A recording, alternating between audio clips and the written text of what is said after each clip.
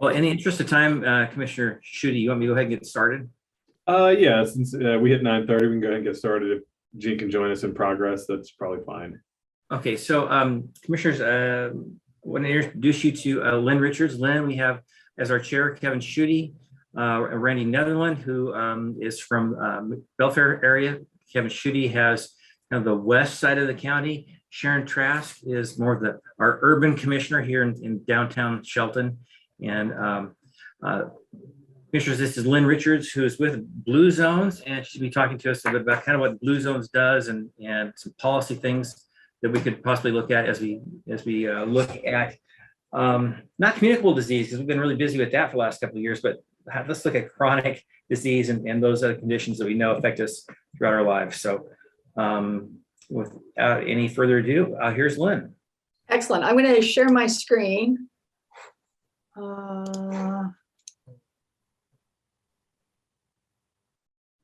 There we go. And can you guys all see this? Yes. All right, excellent. So I first want to thank you all for joining me today. I know how busy you are, and I know that a lot of you have probably heard that Blue Zones is coming to Mason County. But the purpose of the call today is to really dive more deeply into the policy work that we will be doing in the county, so you understand what we're doing and you'll understand better what we're asking of you and how you can engage and lead that process. All right, so I'm just going to start. All right, how do I go forward? You know, I just want to go over a little bit very quickly about the big picture of Blue Zone, so we're all starting from the same place. You know, our health, chronic diseases are a huge issue in the United States. And what research has found is that really about 70% of a person's health really comes from your environment and from your healthy behaviors, meaning that, and that's exactly where Blue Zones engages. And this has been backed up by our research that we did in 5 communities: Sardinia, Italy; Okinawa, Japan; Loma Linda, California; Nicoya Peninsula in Costa Rica; and Ikaria in Greece. And these are the 5 cities in the world where you have a higher than normal percentage of centenarians. So it's where people live well into their hundreds, and there's a lot of them that live well into their hundreds. And what Dan Buettner and the National Geographic found, because the National Geographic funded Dan in doing this research, is that across all of these 5 communities, they had commonalities that we refer to as the Power 9. They move naturally a lot. They have a sense of purpose. They know why they're waking up in the morning. They downshift. They eat a plant slant diet, so not vegetarian, but a plant slant. They have the right tribe, and they celebrate with that tribe at wine at 5, or sparkling water at 5, whatever your jam may be. And you have a real sense of belonging. And so this is what we call the Power 9. And what Blue Zones has done is we've operationalized that Power 9 into practices and strategies that can be deployed in any community to help move the needle towards greater well-being. So you look at certainly places. How can you modify and change your work site? How can schools change how they're structured to increase how students are moving, and to change perhaps how students are eating for healthier options? So there's a whole bunch around places, changing your restaurants, changing your grocery stores, faith-based organization. And then there's a lot on people that we do, understanding that the more people who are aware of what Blue Zones is doing in the community, the more engaged they are, the more likely they're to take individual pledges to, again, move the needle towards higher well-being. There's purpose workshops, there's volunteering. It's that whole idea of that sense of purpose and that tribe bringing in. And then the last piece is really looking at policies, and particularly for Mason County, we're going to be looking at the built environment and food. So Blue Zones is a holistic approach, looking at where people work and engage and socialize, What are they doing in their own lives? And then what's the underlying foundation of the policies that really drive well-being? So as we like to say, we want to make the healthier choices the easier choices. So it's not anything about discipline. It's not anything that you have to remind yourself. It's just naturally how you live your life. So with that, I want to dive more deeply. The purpose of our call today, because I'm the policy wonk for Blue Zones, is to really dive more deeply into the policy. So as I told you, there's a lot going on in other aspects, the people, places, and policies. So there's certainly governance, which includes you all, citizen awareness and engagement, media stories, and then there's fundraising, grant acquisition, and sponsorship for expansion. That's kind of later on. So this is how we engage more broadly. Specifically for policy, we look at the policy changes in a two-pronged approach. Number one, what are the regulatory changes that can create a county-wide foundation for widespread adoption? And this may be new regulations. It may be taking regulations away that have unintentional barriers, right? And it's also layering on then specific pilot programs or actions that are deployed in a few communities. So it becomes a demonstration of what the Blue Zones world is. And what we have found is that when we take this approach, we can move the needle towards well-being in a 3-year period of time, which is how long Blue Zones will be in your community, or at least at this point. It may be longer if you all choose to extend, but at this point, it's 3 years. So how do we engage in policy? We use a 4D process. We look at discovering. So what are your assets? What assets does Mason County have that we can leverage to build off of, both in our food and in our tobacco policies? What are the regulations that kind of guide those assets? What are your priorities? What are the priorities of the community? What are the strengths and the weaknesses? And this is what we call the discover process. And then through that, again, working in collaboration with you, collaboration with the steering committees and the leadership committees. And if Jean was here, she could tell you a little bit more about that, to develop a series of recommendations, which are then presented back to the community in a summit and a summit report, which is the designing of the action plan. At every step of the way, the community is in the driver's seat. So on these policy changes, across, it's all three again, but I'm talking specifically on the policy, you all are in the driver's seat.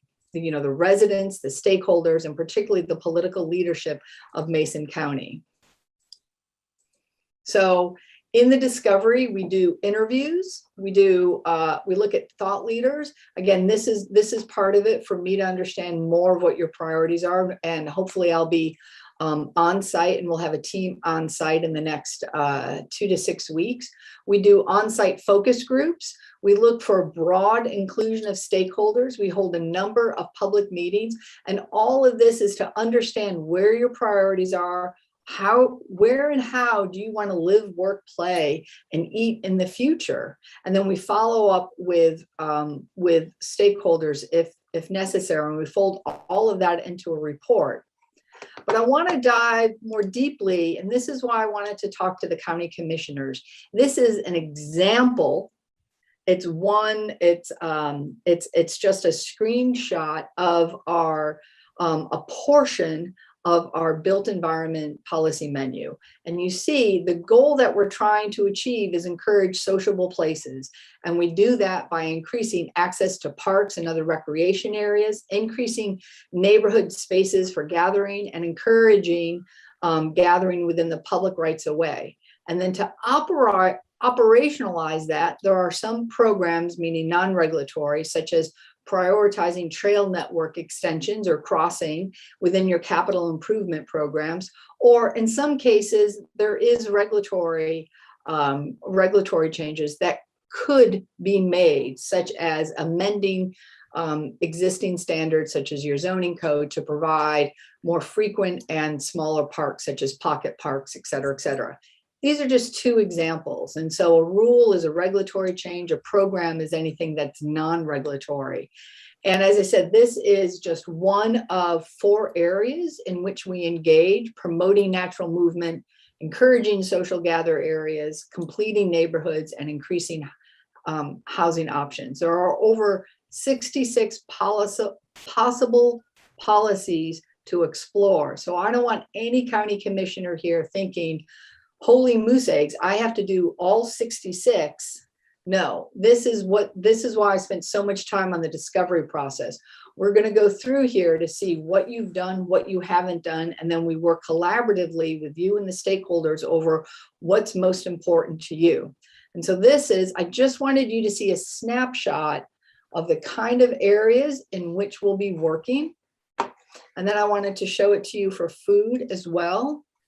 All right, so in food, we work in 5 areas: building food skills, making healthy food accessible and affordable for everyone, increasing healthy food environments, growing long-term community health, and encouraging people to grow their own food.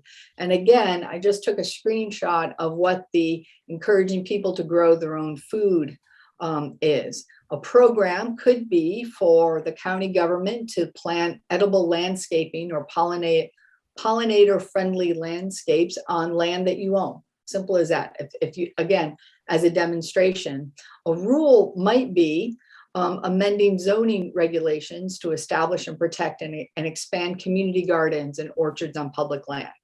So when we think about food policy, very similarly to the built environment, what are the ranges of strategies where you all can engage to operationalize? So many efforts are kind of at the planning phase. We're going to make a plan for this. We're going to make a plan for that. What Blue Zones really wants to do is to pull back the layer of onion and to say, if this is a priority for you to encourage people to grow their own food, there are a range of different strategies to help achieve that goal. And then it will be entirely onto you and everyone else to decide. Blue Zones doesn't do this. You all decide which of these within the strategies do you want to take up and pull up and to move forward. So we talked a little bit about the discovery. So all of this information, we go through these policy menus, we do our stakeholder interviews, we have focus groups, we collect all of the information. We really understand, again, where your assets, where the opportunities, where and how do you want to grow, work, live, develop, eat? What's most important to you to increase well-being? And that all comes together in what we call a summit. We confirm the priorities, a report is written, and then it really goes over to the local Blue Zones team and all of you to determine what are the pieces that you want to do, and that gets rolled into the action plan and the implementation strategies associated with that action plan.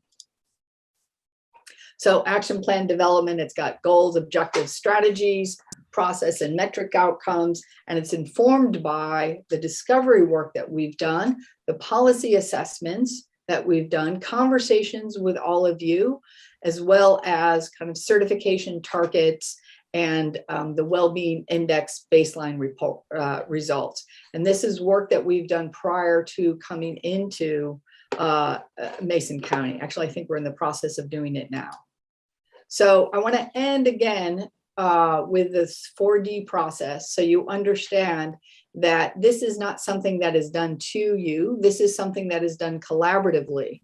But because we're talking about changing policies at the county level, I wanted some time to get in front of you so you understood not what was expected of you, but you understood how we may be engaging at county level policies, and to answer any questions you may have on that, and to get your input now on what priorities you have and how we can best work through in the counties at the county commissioner level or with county offices into determining where are your priorities in terms of moving forward. So with that, I think that's my last slide.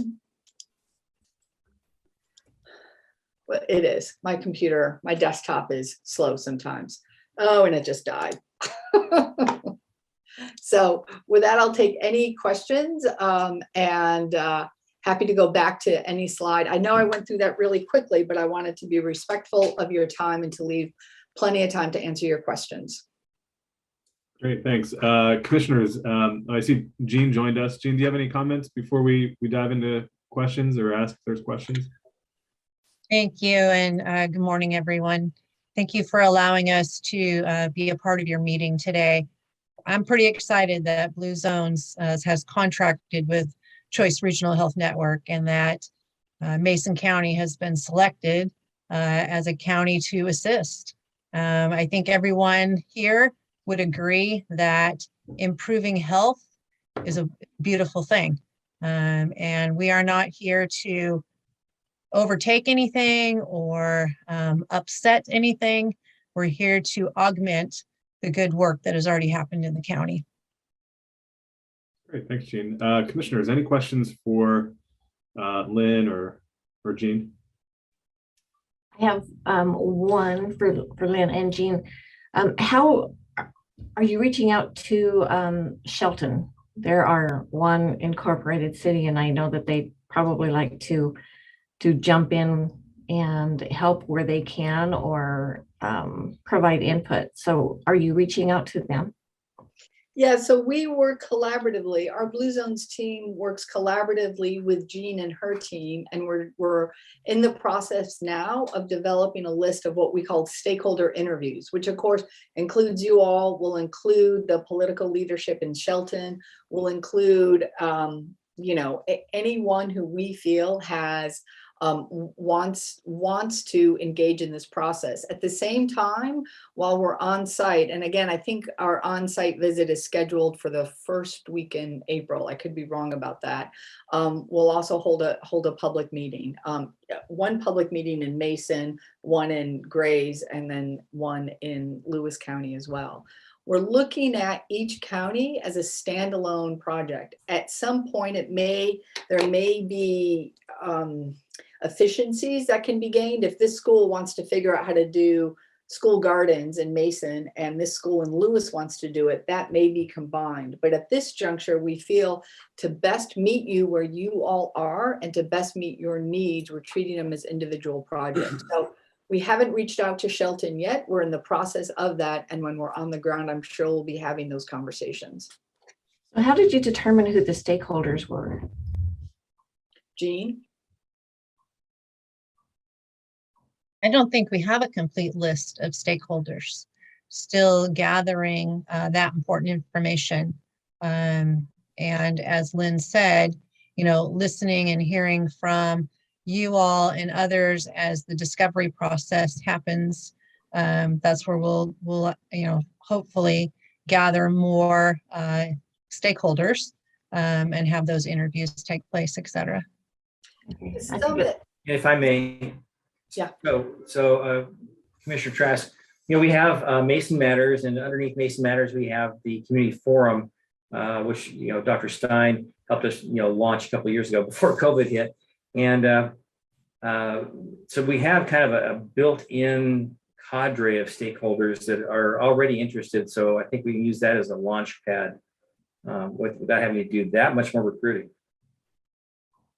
Yeah, and the other important piece, Commissioner, is the summit. The summit isn't held, I have to go back to look at the schedule, but I think it's August. It could be July. That's a long time from here. So it's not as though we're only going to do stakeholder interviews when we're on site. We're having one conversation, like if you and I have a one-on-one and you're like, you should really talk to so-and-so, that conversation has occurred. So there'll be stakeholder interviews as stakeholders are identified. You should talk to so-and-so and so, and that all happens on a continual basis up until we deliver the summit report and then into the summit. Okay. Yeah, I think this is a great step forward. I think it's important that we work on all of those issues. So I'm excited to see your 4Ds. Commissioner Netherland? Yes, can you describe this summit, please? What does it look like? Yeah, that's a really question, Commissioner. I will describe the summit the best I can with the caveat that I'm new to Blue Zones. I'm not new to working with local governments and getting change on the ground, but I am new to Blue Zones. A summit is, you bring all the stakeholders together. So the only people who have contributed to and have been part of the process all along of, say, for the built environment. So let's say the built environment team ends up interviewing 100 different people or 200 different people. It's those 200 people that have been engaged in the process all along that are invited to the summit. And that's really important that it's limited just to that. Again, we'll have public meetings throughout and enables people to opt into the process. But the summit is like, okay, here are our recommendations. What we heard is that you really want to increase connections to your parks and rec. You have world-class parks and trails. Everyone comes to Mason County to enjoy the outdoors. How can you amplify that for residents? I'm making this up because I don't know, but if I'm just guessing, right? You have 2 towns that you would really like to increase the economic development along the main street, and prioritizing pedestrians is one way to get to that economic development. And by the end of the time, we'd really like to see, you know, a bike map to, again, attract the mountain bikers and the cyclists to Mason County. Again, making all of this up. But I'm getting up, and so here's a list of everything that we have heard that you all want to do that we think's achievable, right? So if, for example, during this stakeholder process, somebody says we really need to make this big box area more walkable, I probably wouldn't put that on the in the summit, in my recommendations for a summit report. It's very important. It can be done. It's just very long, very complicated, and very expensive. So again, this is where the experts kind of come in of what is achievable, how can you do it? And it's like, here's a list then. And now the stakeholders will break out into groups, and they'll come back and they're like, here, out of the 15 things presented, here are the 6 ones that we want to work on. We come back and we flesh out the summit report, including possible metrics that will determine how much the needle can move in that particular area. It then goes into a committee, the leadership committee, who then develop an action plan. So it's very community driven. The experts are over here. They're not part of the development of the action plan. They're just there in case questions come in. And that's how the summit works. Okay. Thank you. Great. So I guess Commissioner, have any other questions or comments? No. Okay. Yeah, so definitely look forward to seeing more. I'd be interested in seeing the list of 66 policies or whatever you had listed there. I'd be interested in taking a look at those, and definitely having some more conversation when your folks come to town. Absolutely. What a lot of local governments have found, and you know, your county government, what a lot of local governments have found is that they've been wanting to get to X. We wanted to update our zoning code. We want to update our, you know, open space and recreation ordinances, or there's something that you all have been wanting to do, but you haven't gotten to. And as long as it aligns with the Blue Zones, the Power 9, this is an opportunity that you can leverage so we can help you meet your needs. So if, for example, you wanted to look at how to foster economic development in your, you know, 3 or 6 downtown areas, and I say downtown understanding that you're a predominantly rural area, but again, you're going to have some Main Street activity. This is an opportunity to move forward. So I would challenge you or ask you very politely, like, what are those things that you've been wanting to do? What are those things that you would really like to see? And to come back to us on that, because this is an amazing opportunity that Choice Regional Health Network is providing you, because where and how you move, where and how you eat, all of these systems work together to increase well-being in your community. And at the same time, a lot of these strategies also have as an ancillary outcome, economic development outcome. So understanding where you want to engage, what's important to you, enables us to better meet your needs. And that's why I really wanted to get time to speak to all of you today, because support and leadership from all of you is going to be really essential for success in this project. So thank you. Great, thanks. Okay, commissioners, anything else? Okay, Dave, anything else on this? Okay. Perfect. Well, thanks for your time this morning. Excellent. Thank you all. If you have any follow-up questions, Dave can get them to me or Jean can get them to me. And I really, really look forward to meeting all of you and working together on the ground when we land. Great. Thank you for allowing us to be present at your meeting today. Look forward to seeing you all again. Thanks, Jean. Thank you all. Take care. Okay, next up, support services, Mark. Well, thank you, Commissioner Schutte. I was just thinking about, I think you asked for it, maybe Dave can follow up with them on getting some ideas of some of the areas that we could look at, and reviewing those things. So as we have planned action EISs that we're looking at, as we actually do some of this work, factoring some of those thoughts into it might be helpful. So it'd be nice to have some of that information up front so that we could start thinking about it early. I tend to store these little factors in my brain, and when we have issues come up, you can kind of think about, hey, here's an opportunity that we should be prepared for when they come on board. So that would be great. With that, I will go ahead and jump right to Jen. She's going to talk to us about really fun and exciting stuff like chart of accounts and financial stuff. Thank you, Mark. Good morning, commissioners. So yes, we have the exciting chart of accounts, and actually it is really exciting. And we've had some very, heated meetings, or not heated, but very interesting meetings about it.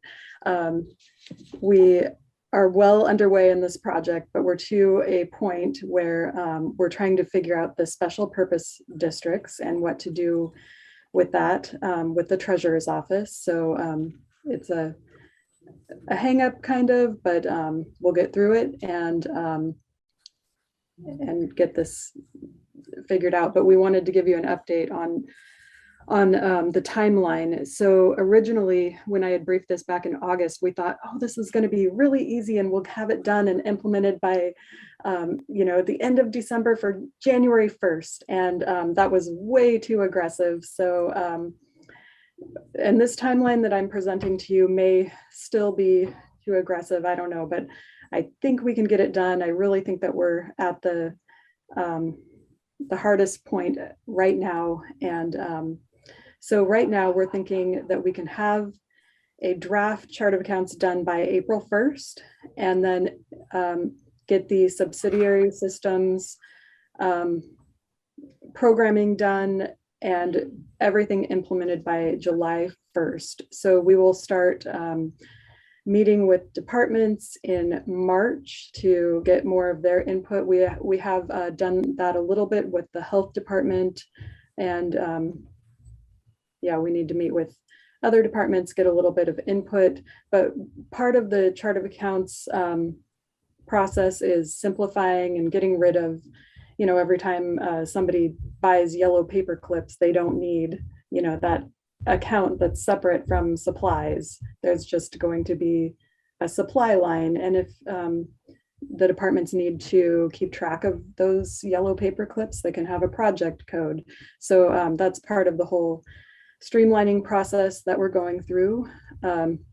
So once we get chart of accounts done and implemented, we can then finish the position control. That's pretty much ready to go, besides, doing the chart of accounts or having that ready. So the position control, I've given us about a 2-month window. So I think we can get that done and implemented by September 1st. And there's no cost to get that implemented.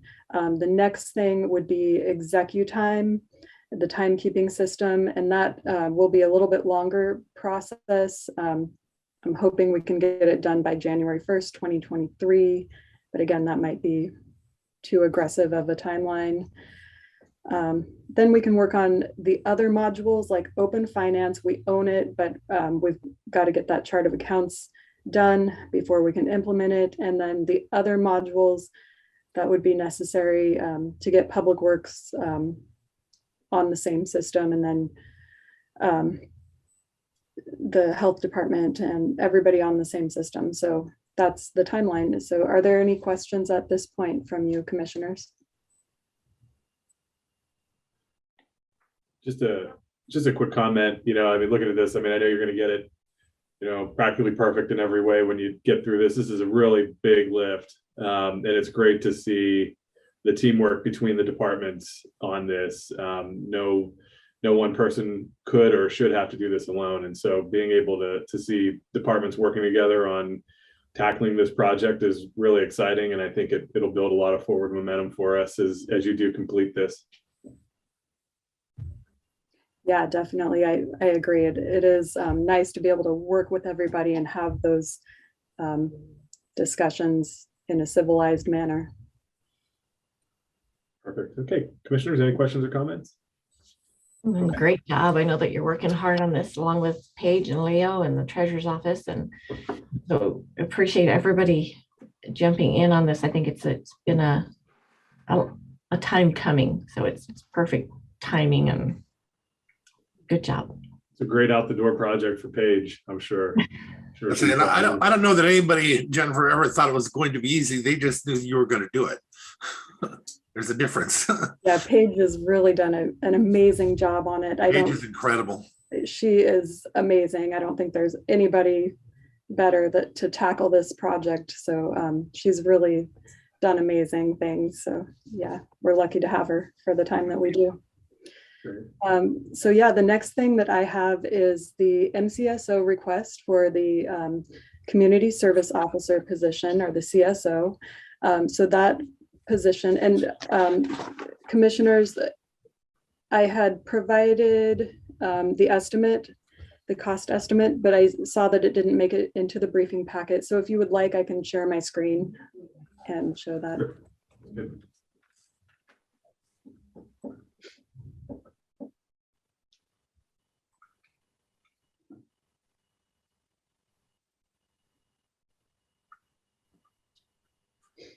Okay, so here is the position request estimate for 9 months of 2022.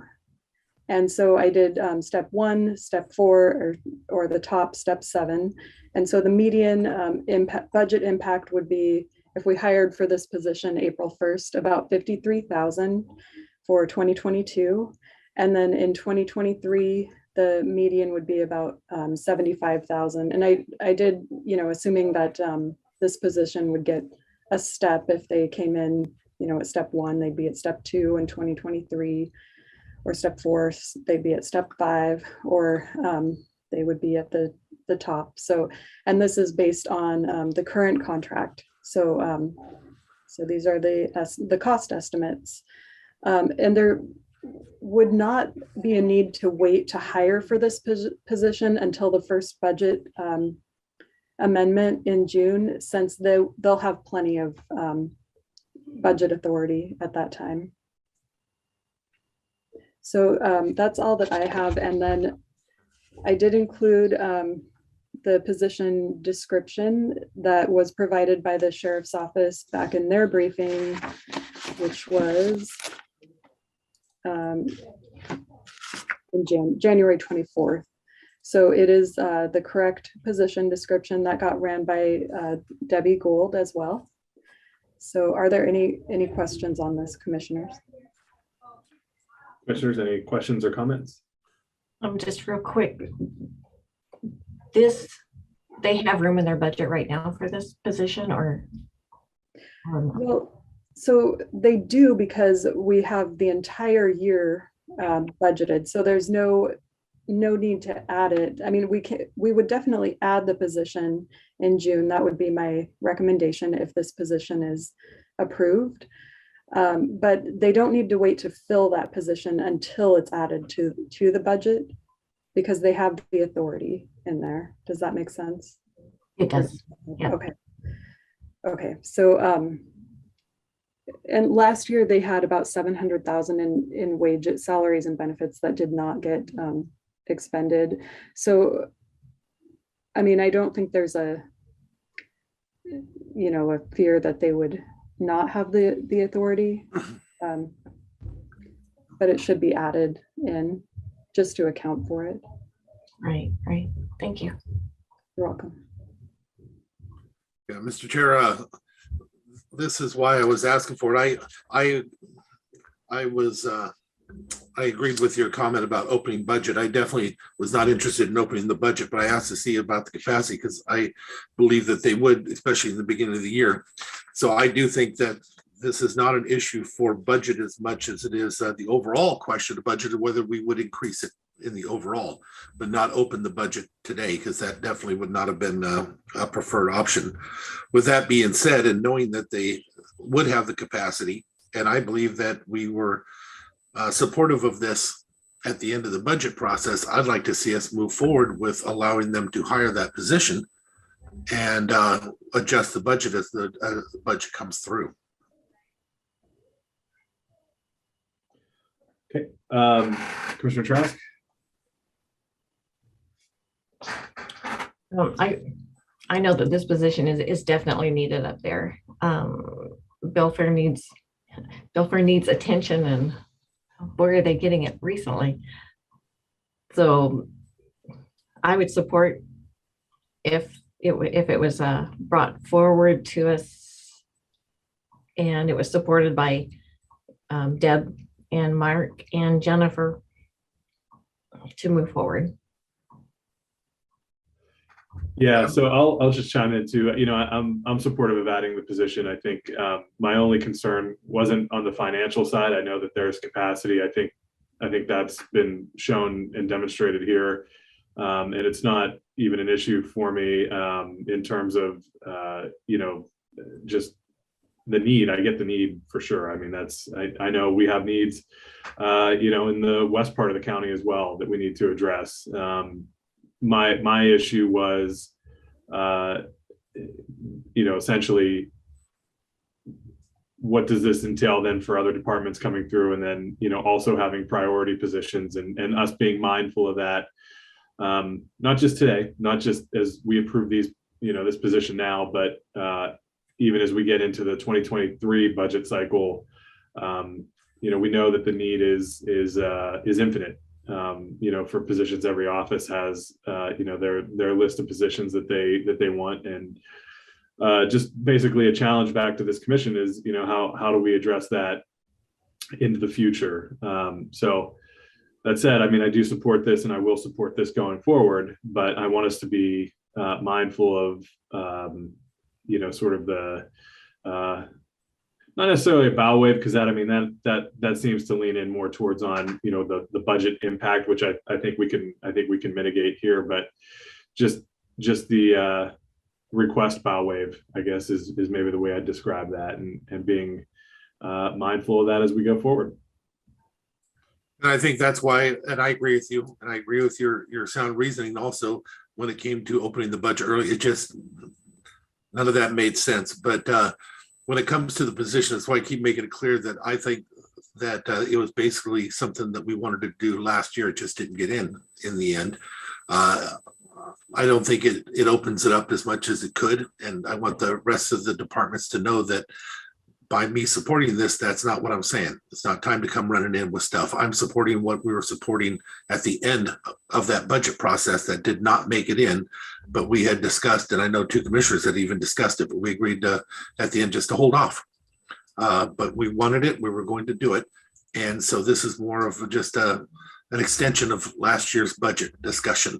So I expect to have those offers coming in or those requests coming in, but we'll take them one at a time and deal with it as they come. Yeah, I think they are coming in. I think they're writing them right now. Then just a question for, I think the undersheriff is on here, or maybe Chief Hansen if he's still on here. about the other CSO positions that we had converted in the jail, and just maybe an update on how those are being recruited and any luck filling those. And is there any concern that if those aren't being filled that would have a similar issue with this one? Yeah, Commissioner, this is Chief Hansen. The civil service, the position closed. They had posted it. There's either 11 or 12 applicants for the CSO position in the jail, which is absolutely fantastic. And we anticipate hiring 2 of those. The civil service has to go through their process to whittle that list down to 6 candidates, because we have 2 open positions. So that'll leave 4 there that don't make the cut, but could be brought up later as we move through the list. How that's going to impact this new CSO position, I'm not quite sure. Maybe Travis could speak to that, the undersheriff, because I know that when Becky with the Civil Service Commission posted that, her and I worked together to change the position announcement to eliminate some of the unneeded and unnecessary language and duties associated with that. The Civil Service Commission of Community Service Officer is all encompassing of several different duty descriptions within the office. So it's a really broad stroke. And specifically, when we asked the Civil Service to post it for the jail, we wanted to make sure that the applicants knew that it was a jail control room operator position, and it wasn't necessarily for the North End substation or for, the sheriff's office record, or, whatever it might be. So there might be a little bit of work we need to do on that. I don't know how to navigate that necessarily, but I guess we'll work with the Civil Service Commission to figure it out. Okay. Yeah, I guess, I don't know if Under Sheriff Adams has anything to add to that before I. Yeah, I would just say that we did advertise that CSO position pretty heavily for the jail. However, the CSO positions are one position both under civil service and under contract. So technically we can't hire for any CSO position under that. I did express to Deb when I talked to her about my concern that because we really heavily advertised that for a control room position, that we may not have got the same pool of applicants had we advertised it for a North End office position. However, I still would intend to ask the civil service if we can get 7 names, because we have 3 positions. I'd put somebody in to sit through Kevin's interviews. He'd have right of first refusal, but if we had 3 good applicants and one of them really wanted to fulfill an office position and we thought they could do a good job, I'd be willing to work off of that list. However, because we advertised it for that other position, if we don't find somebody on there, we'd probably talk about going out for a different pool of applicants based on that particular job description. So we'll talk out all the particulars on that. Okay. Yeah, so that's what I'm really interested in at this point, is just making sure that, because we know the need is so critical in the jail, this might be more appealing than the control room position or vice versa. And so just making sure that we're not cannibalizing those positions and trying to line them up, so that we're successful all the way around. So that's my only thought. Yeah, no, I already talked to Kevin this morning and made it clear that it's his list and it's his right of first refusal on any positions. We're just going to sit in, because a lot of times you get more good applicants than you necessarily can hire. And if we found one that we thought might fit, but didn't get selected by Kevin, that we would talk to him about the other position. Great. Okay. Commissioners, any other comments or questions? Okay, great. Okay, thank you. So we're moving this forward then to the action agenda, correct? Correct. Thank you.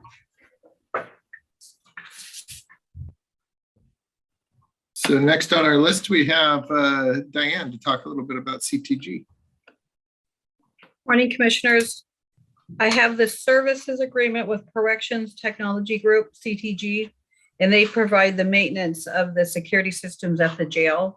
And this contract comes through IT, so I'm asking to bring it forward so we can put it on the agenda. Okay, commissioners? I have no issue. Okay, same Thank with you. me. Good to go. Nicole, are you ready to talk about our risk pool? Yes, yeah, good morning. So I'm just requesting for approval to place an amended resolution that updates the appointing officers for the Washington County's risk pool representatives. On the February 15th action agenda, I went through and actually made some updates to our email addresses because of the changes, and there was an open alternate director position on here. And so like what I'm asking is that the board approve or to put that on there for myself as the risk manager to be in that alternate director position. It is part of our bylaws and the interlocal agreement with the risk pool that we have alternate directors and directors. And Nicole, this is probably needed in order for you to perhaps take advantage of an opportunity to represent us a little higher up in that organization. Is that accurate? Correct. I am interested in filling the next vacant position on the executive committee for the Washington County's risk pool, and this is one of the requirements. Any other comments or questions, commissioners? No, I think it's very cool. Yeah, I'm supportive as well. Thank you. That's my- Thank you, commissioners. Thank you. Thanks, Nicole. All right, so next is Deb to talk about special pay. Good morning, commissioners. Morning.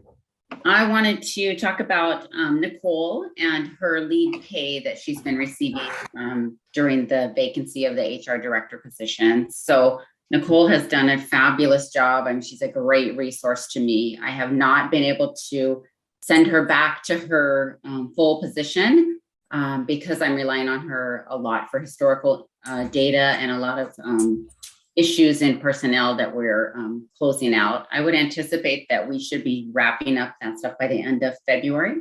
So I would like to extend her lead pay through the month of February and have it end on March 1st. I'm supportive.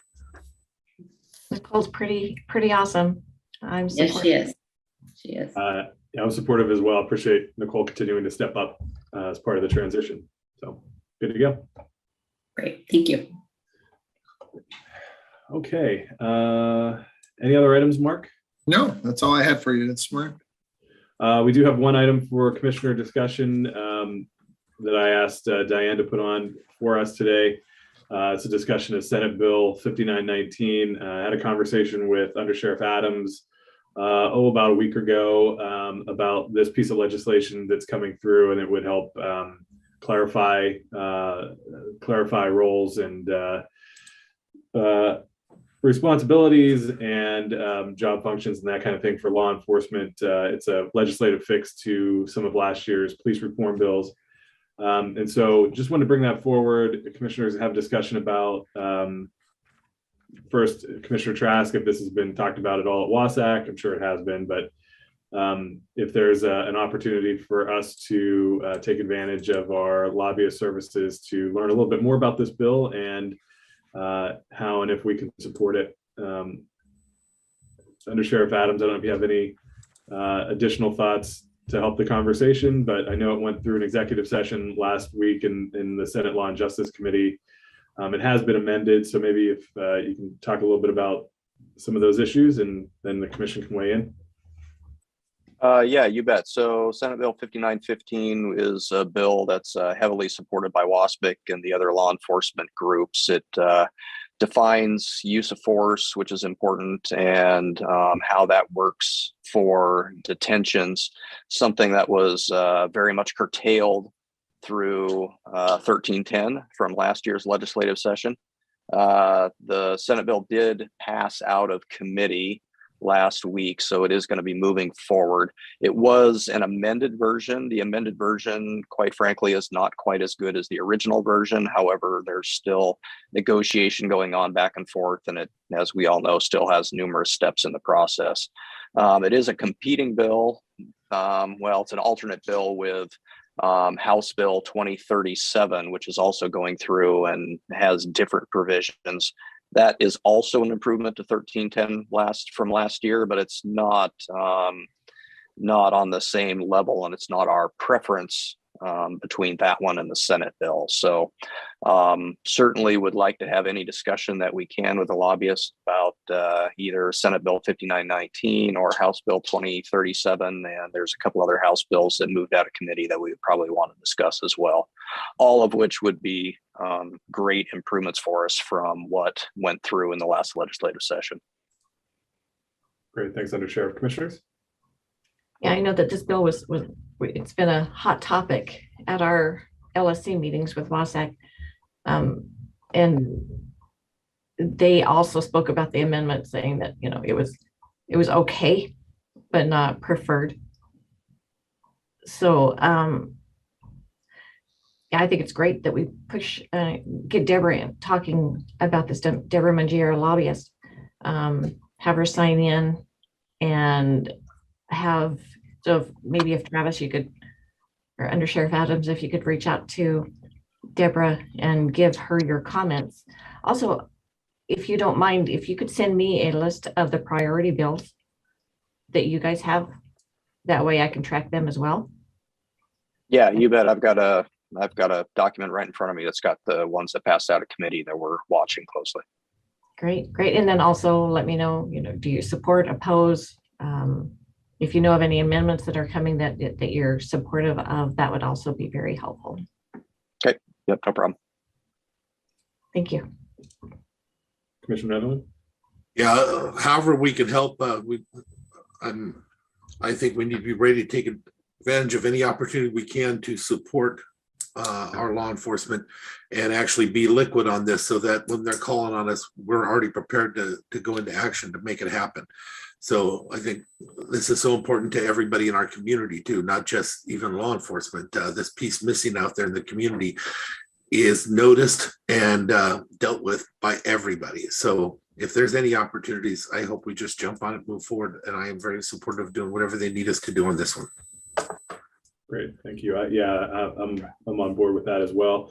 Commissioners, maybe the best way we can do this is maybe have Mark coordinate with Under Sheriff Adams and get a conversation going with Deb, in short order, and see where we can lean in on this.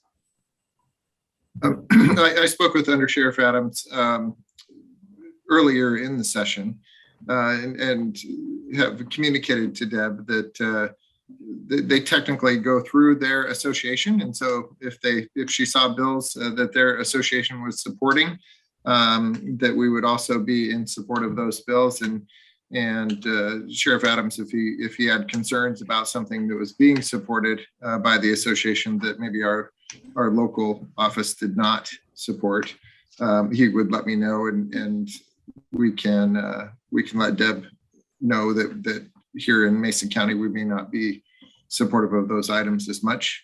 But I do think highlighting some of the ones that are super important that we want Deb to step up and do a little bit of additional support for would be great. I'll include that document that Commissioner Trask asked for to you, Mark, as well as the other commissioners, so everybody kind of knows where we're at and gets the same documentation. That'd be great. Thank you. Excellent. Great. Thanks, commissioners. Any other commissioner discussion? I would like to talk about the upcoming hearing, but since we're going to talk about it in the next one, I can hold off and talk about it at that point. But I also would like to ask for a 5-minute recess. Perfect. Yeah, we can do that. 5 minutes. Let's call it back at 10:30 even. Okay. Thank you.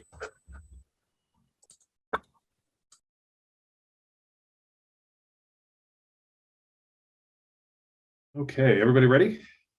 Mm-hmm.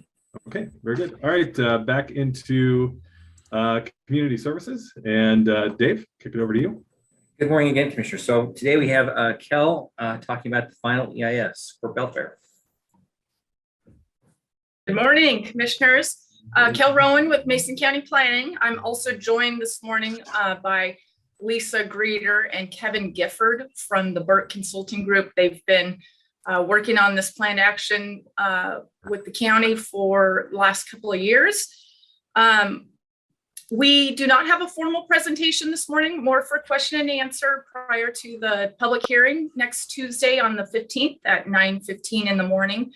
We did have the formal presentation on January 10th.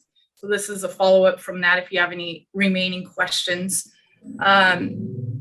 We did publish the final EIS on Thursday, the 3rd. We also had sent out the 2-page mailer to everyone within Belfair. They should have received that and hopefully received it prior to that final EIS being issued.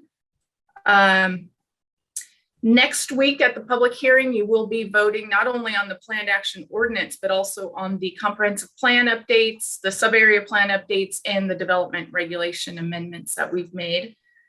And one of the things I would hope that we can talk about this morning and you could be thinking about prior to Tuesday's meeting is setting that fee per trip for the traffic impact fee. There is a full cost per trip, and my understanding is perhaps the commissioners are looking at a less than full cost, but there could be a range. So just hope that you're thinking about that. And I don't know if you want to discuss it openly this morning or wait until next week, but with that, I'll just give you opportunity to ask either myself or Kevin or Lisa any questions that you have. Okay, commissioners, questions for staff or Burke? Commissioner Netherland, is that head nod? Yeah. Could you please describe to the commission the real outreach that you had with the community itself? Did we have any open forums? Did we have any open houses? Did we have anything where we invited the community to come in? Because this one thing that you just sent out the other day is already starting a lot of conversation, and they had nothing before that. So could you please explain what we've actually done as a true outreach to the community that's going to be impacted by our decisions? Yeah, we did. We had quite a bit of outreach starting in April of 20. No, it would have been, I think starting in 2019, we had our first online outreach. It was November, and we did some outreach prior to that. The summer of 2019, we did outreach to individuals. I know the Burke Consulting team did a direct outreach to several members of the Belfair community and did some one-on-one interviews. And then we had published the website in which we outreach to folks to, get people to the website. There was an online survey. And then that November meeting was a workshop. I don't remember the numbers, but we had a fairly decent turnout. And then we did do a postcard. It was not a direct mailing, but we had 2,500 postcards that we distributed throughout the community.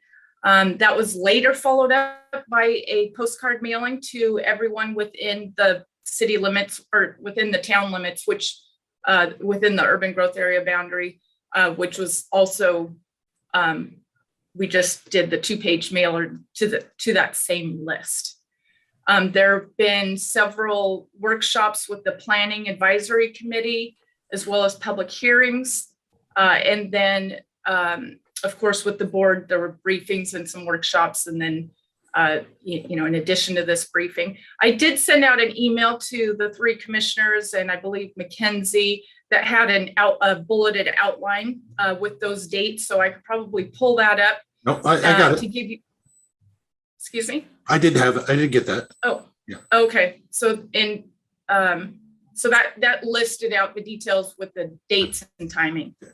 What I'm more asking is not for the outreach of trying to get a few people involved for the general conversation of what maybe we should do, but what we came up with and to inform the community about the different options. I've talked to a couple of members that were part of the stakeholders that didn't know the final outcome that we're talking about.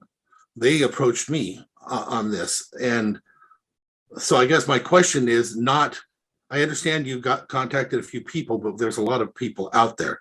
What did we do in the form of disseminating this information. Right now, I couldn't even find it on our website on the front page. So I had to actually type in EIS to pull it up. We have updated our website, and when we send out the information, we send it out to all the people who have been actively engaged, as well as the formally through the SEPA register. And yeah, and so for, you know, those people who have been on our contact list. Sorry, just a question on the mailing. Can you tell us again how many the mailing with the flyer that just went out? How many mailboxes that hit? Approximately 700. Do you have the number? Approximately 750 of those went out. Okay. Sorry, Commissioner. That part of it. I just wanted to. That's all right. I just wanted to hear what they were saying, that because I have some things that came up I'd like to discuss when we get to that point. Right now, that was my question. Okay. Commissioner Trask, any questions? Comments? Yeah, some comments, I think. So I have taken it upon myself to join a lot of the planning advisory committee meetings, and appreciated the work that Burke has put into this. I thought the meetings were great. Most of the questions, I guess all of the questions that were asked were answered by Burke. So I just wanted to let them know that we appreciated them. They're big brains, and look forward to more question answering and more testimony too. Thanks, Commissioner. Kel, as I was reading through this again, seemed like there might have been some differences between some of the numbers with no action, with what the capacity would be, and what that looks like in the table for housing. Do you have any? Can you walk through some of those projections, or is that maybe more for the folks at Burke, whoever is most appropriate? Yeah, in the table where you see the no action alternative, and then you've got alternative 2, 3, and the hybrid. The no action alternative for housing shows the projects that are in queue right now. So the subdivision and the apartment, it doesn't show the full number of capacity of existing zoning. So you can find that in the body of the text in the final EIS. So if you compare that number, it's very similar to the Alt 2. The no action and the Alt 2 are very similar, and then alternative 3 and the 3 hybrid are slightly higher. So with the Alt 3 hybrid, which is what the staff and the Planning Advisory Commission recommendation is, about a 30% increase for total population capacity from the no action alternative. Yeah, that's helpful. So it's like what you're looking for? Yeah, because it reads like on, I don't know, I'm looking here at my pages under, apologize, I'm scrolling here. The 2.5.2, we have this 1,800 number that is the dwellings, and then when you go down to the table, sorry, scrolling again, the table exhibit 2.9, I think it is, where you have it looks like we're going from 400, a 478 number, all the way up to just under 2,300 under alternative 3 hybrid. But that no action number is actually higher than that if you look at capacity.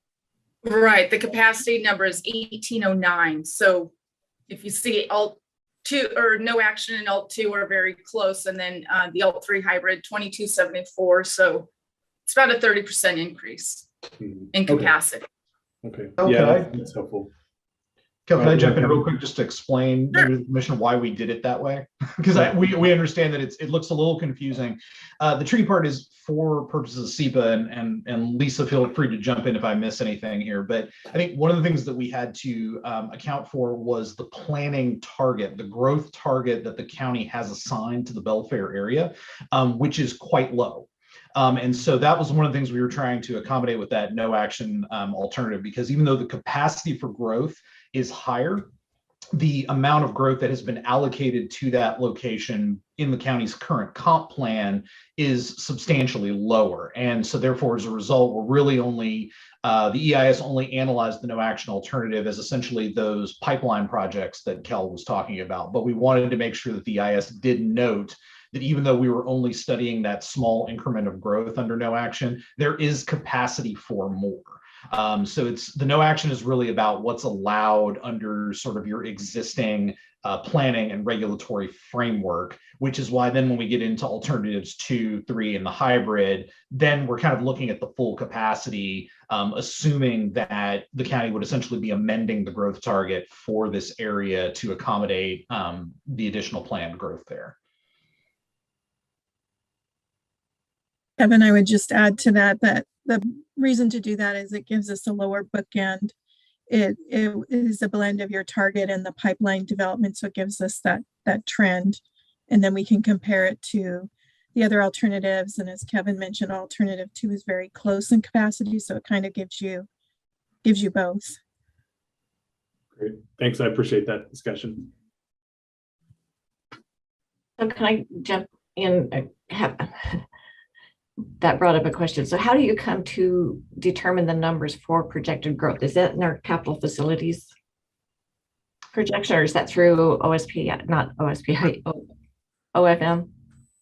We developed a land capacity model based on the parcel data that's available in the area in terms of determining how much vacant and redevelopable land there is available in the UGA, and then applying deductions for environmentally sensitive areas and locations that are not feasible for development, and then applying the density of the zoning to determine how many units per acre could be developed in those locations and how many square feet of commercial capacity. So we looked at for no action, that capacity number is based on existing conditions as of 2020. And then for the additional alternatives, we then simply applied if we made any zoning changes as part of the alternative, what's the new density allowed under that zone? And so therefore that scales up the amount of development that could be allowed there. So more housing units, more commercial square footage. And so that's all based on the assumptions of the zoning density. And so when you're looking at the zoning and the density and all of that, do you also take into consideration that the WASDOT, I call it the bypass, but it's not, the freight corridor, and the two, what do you call those, access to that? How do you, so a layman here, how do you determine how that will affect the growth in the area?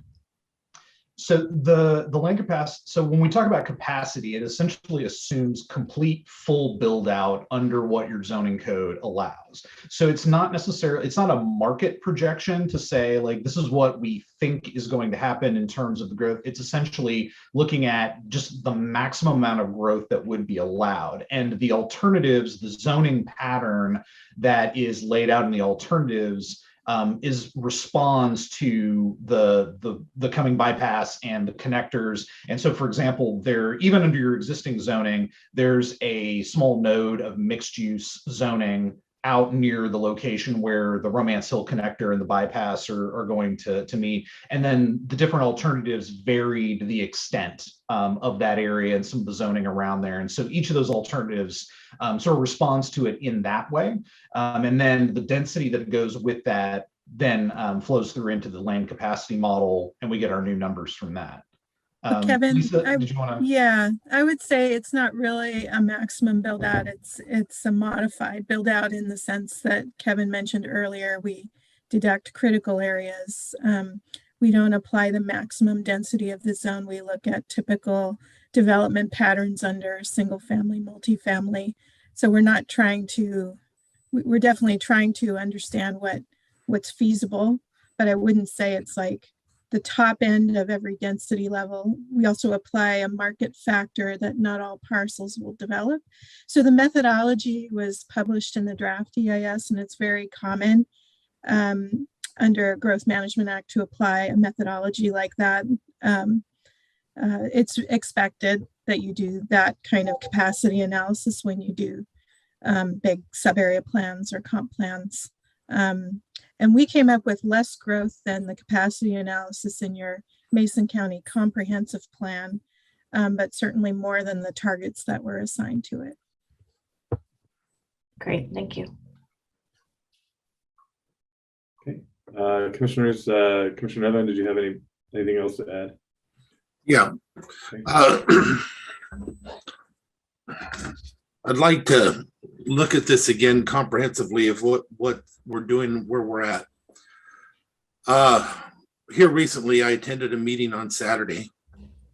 It was on traffic, and it was well attended. 50, 60 people attended the meeting. And with that, I had a lot of questions. Some of this came up there in that meeting. A lot of it came up, of course, after the meeting. You know, we each represent a lot of people. We all represent the county as a whole, but we're elected to represent our area. And one of the reasons why it's done that way is so that they will have our ear, direct contact with us, and we'll have an idea and a pulse of what's going on out there, what they're feeling, and where their issues are.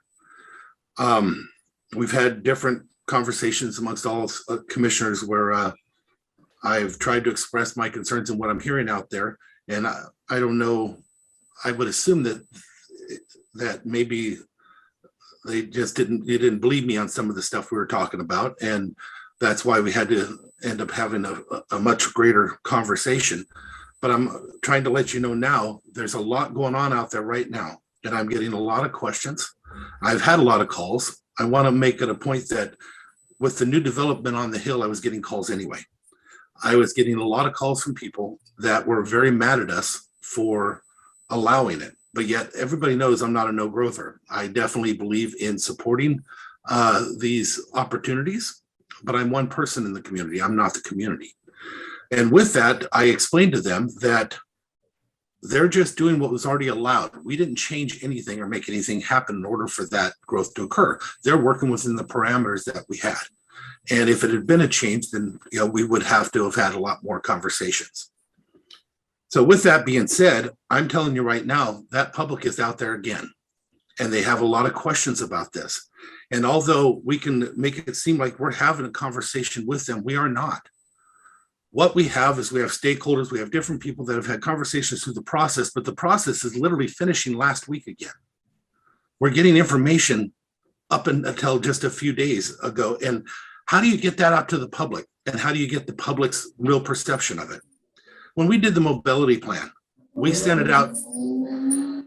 We sent it out to the public, and we had different things that were set up where the staff went out there and had an open house, gave them the opportunity to comment on it. Then we also had our tip cap committee. They did the same thing.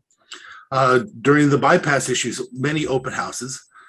This forum I just attended the other day on Saturday, well attended again. In North Mason, they attend a lot. All we got to do is give them the opportunity. So again, although we've had stakeholders that have given their 2 cents in the beginning, these stakeholders don't have the end result. And if they did, they haven't given us their opinion yet.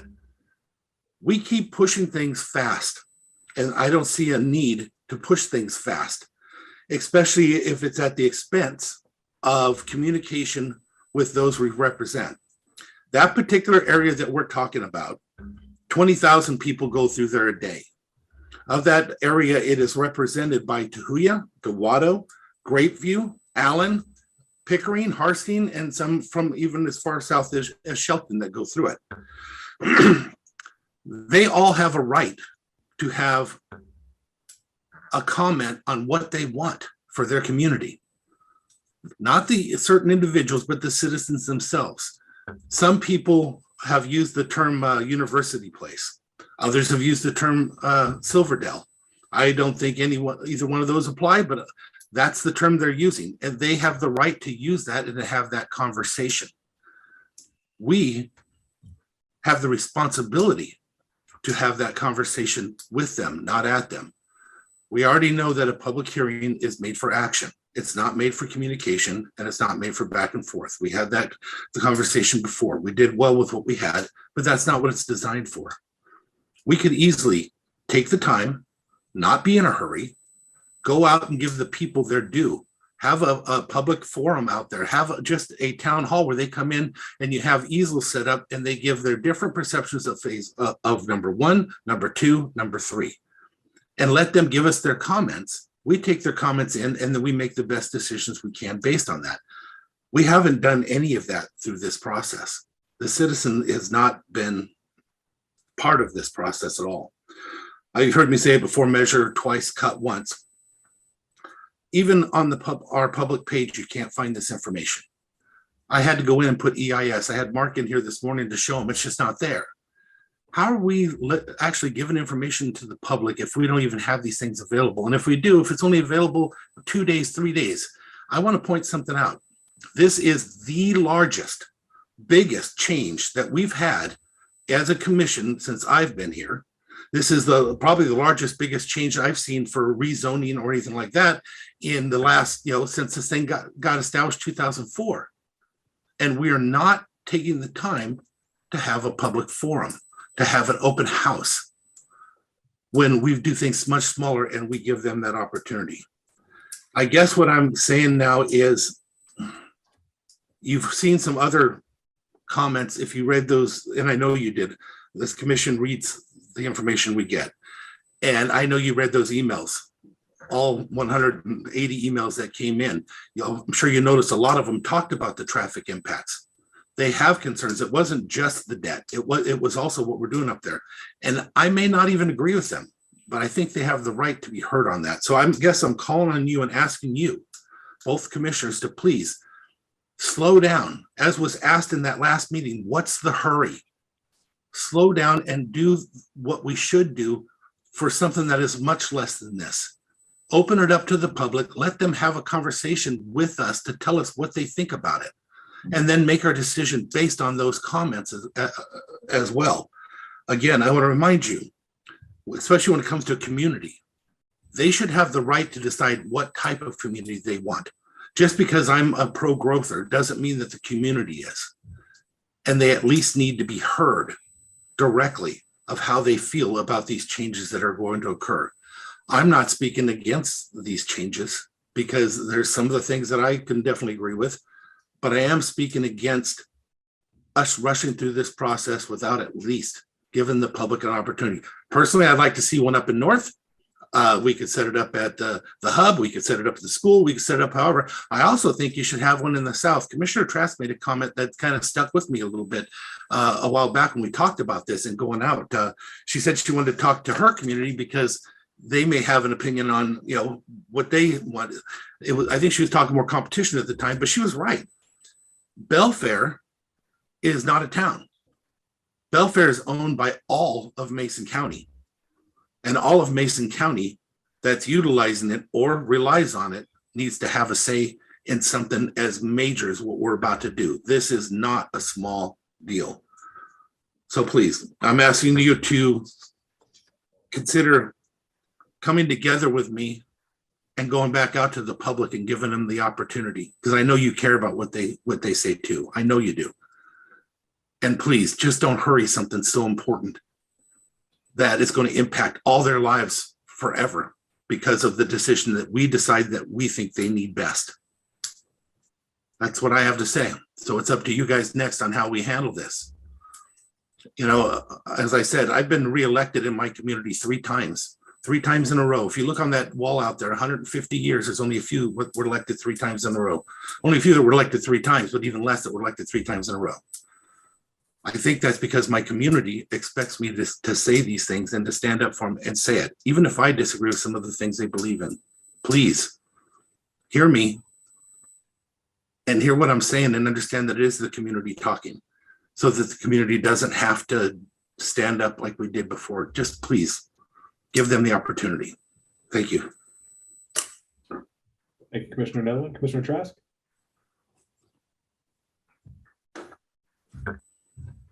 I don't know how to take this. I'm a little disappointed, a little hurt. I've always been an open book. Anybody can reach out to me anytime. My door's always open. I'm in the office 5 days a week. And I've attended, back when this all started, there was a link that you could put your email address into, and then you would get notifications of when all the planning commission meetings were and the workshops and things like that. So I've been a part of this since 2020, I think it was. Yeah, May. When was it? Nope, October. And so I've been a part, and it's kind of frustrating to me to hear you say that we haven't been listening. Because, man, I have been listening. I get phone calls, I get emails from people, and so I am listening. Yeah, and I didn't say that. No, you did. You said, regardless, I am listening. And I do care about the entire Mason County, not my district. I love Shelton, but I love Mason County. We moved here in 2004, and it's my home. I want to see great things happen in Mason County, and I feel like I'm being a part of that and trying to help that move and trying to help move it forward. So,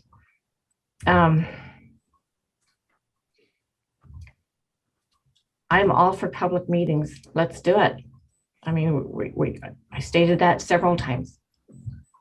If that's fine with me, let's.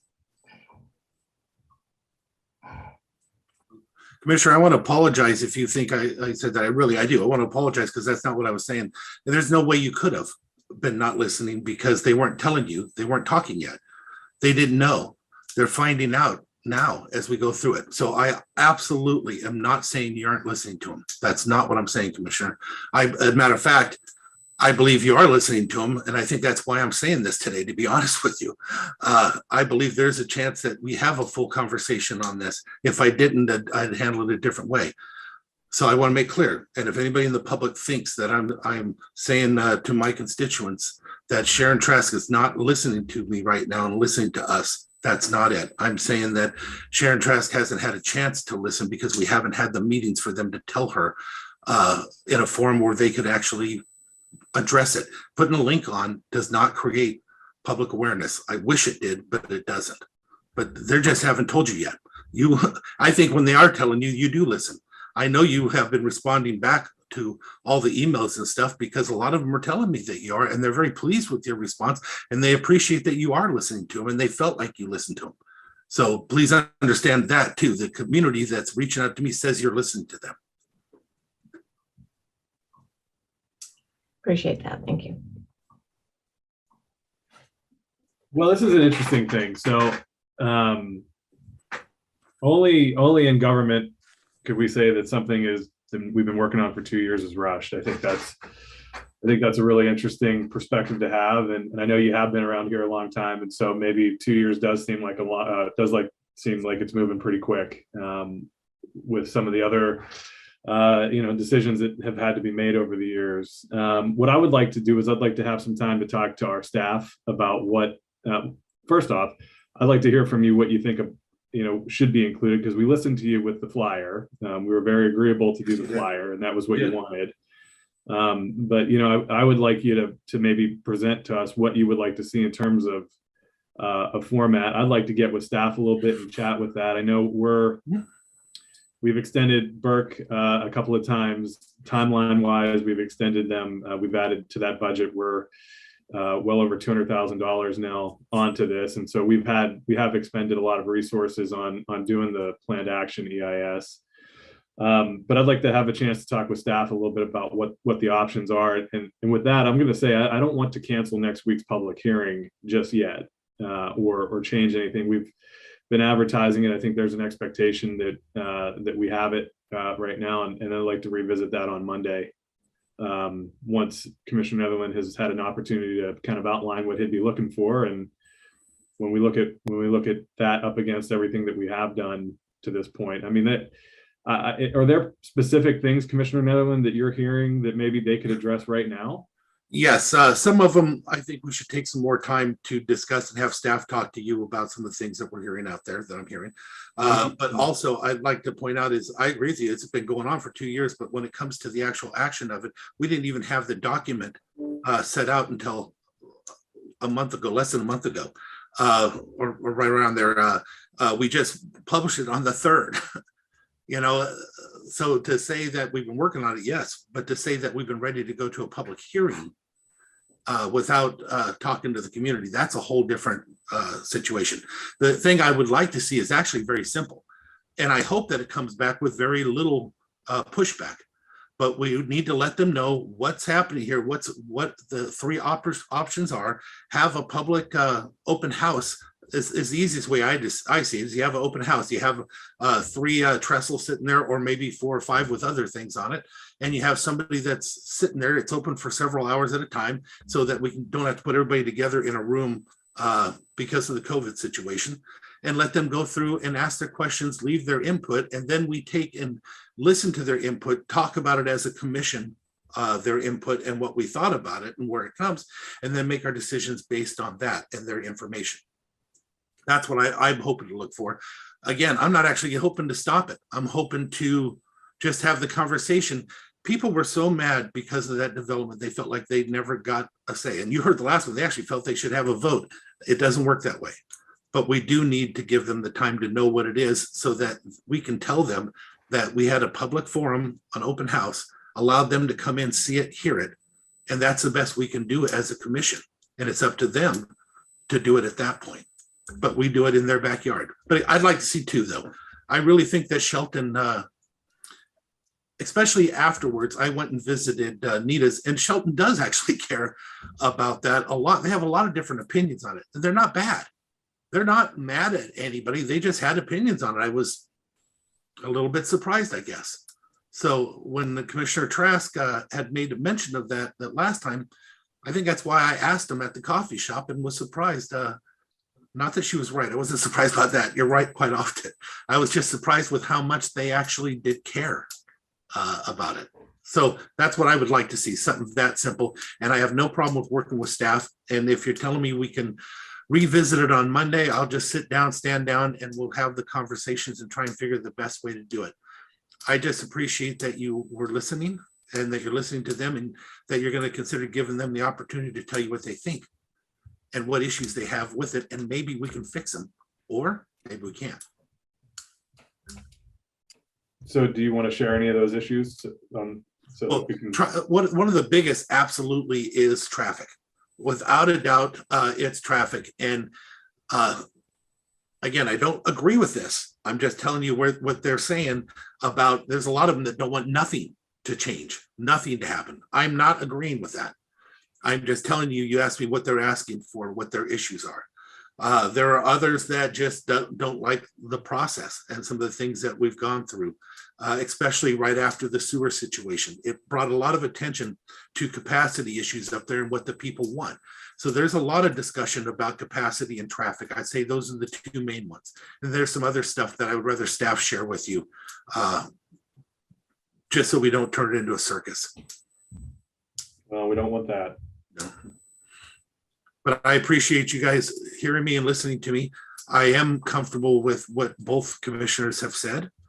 I would like to see an open public process for them to have that information, as Commissioner Trask said. And I'm also very okay with believing that we will have that discussion, and we'll just wait till Monday and we'll talk through staff about some of these issues in the meantime and try to come up with the best thing we can do. I want to point out one thing, Commissioner, just a maybe a clarification to a comment you just made, for folks that might be listening in on this. This again has been open in public the entire time. There Yes. have been, and so you're asking for another step, not Yes. for this to be made public, because That- I just want to be clear on that, that going back to May of 2020, when we had our kickoff up until today, there have been multiple public. I agree with you. Yes. So, okay. So I guess that's, is that clear as mud for everybody right now? Kel? I guess I would have to talk to each of you. I'm not sure what to do next. Well, that's okay. I don't think any of us are. So we'll figure it out together. So we'll each connect with you. I'll definitely want to connect with you to hear some of the other concerns. And then we'll just revisit this on Monday, and hopefully we'll have a little bit better idea of what options are. I had some discussions with Mark this morning. Can you share some of them with him later, Mark? Great. Yeah, I'd also be interested if, Kel, if you heard anything back from constituents that received the most recent communication that we have. I mean, I understand that we get a lot of stuff in the mail, and so sometimes our flyers that are intended to notify people maybe just thrown away and not really looked at, and until they actually see it with their own eyes, then they all of a sudden open them up and start to ask questions. But yeah, I'd be interested in any feedback that you got too, so that we could share that with the commissioners. Just jumping in real quick, I think the comment that you made just now, Mark, is very relevant. That sometimes change is happening, but we don't see it until it's right in front of our face, till it's right behind McDonald's, right? Yep. Or something like that. So I think before I was a commissioner and I worked at the legislature, I had no idea what was going on in the state until it was right in front of my face. And most of the time, I think most of us just sit back and expect things to happen. And then when something doesn't happen the way that we think it should, then we're like, well, what the heck? But that's what, and this process, I love this because people are engaged and they are being, they're watching us. If COVID did anything, I think it made people more aware of our meetings, and they're more able to attend because they are recorded. I think before it was just our regular meetings that were broadcast. And so now with COVID, we've been able to invite the public in. Well, they've always been invited in, but this made them more aware of the opportunity to watch us and to really make sure that we're making the right decisions for Mason County. Sounds like I'm a soapbox, but I guess I kind of am. I just am excited to see people being aware and watching and participating. So thanks, Kel, for reaching out. And I think, as we move forward, this is all a new lesson. This is Mason County is becoming aware. So I'm happy with that. Well, just when did you send those out, Kel, again? The flyers? Or maybe when did Kevin, do you remember what day it got mailed? I believe they went out, I think it's probably about a week and a half ago. I mean, it goes through the pre-sort mail, so it runs a little bit slower than first class, but the idea was to have them start hitting mailboxes the week that the final EIS was published, and so that folks would have roughly, week and a half, 2 weeks before the public hearing.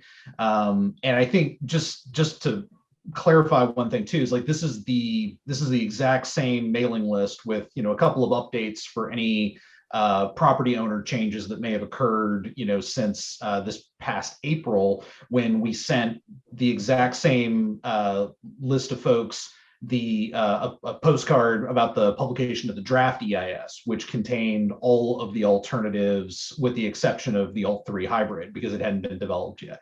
So I think this is the second direct mail communication that folks, that property owners in the UGA have received about the SEPA documentation. So Kevin, it also identified the hearing last spring for, for the PAC.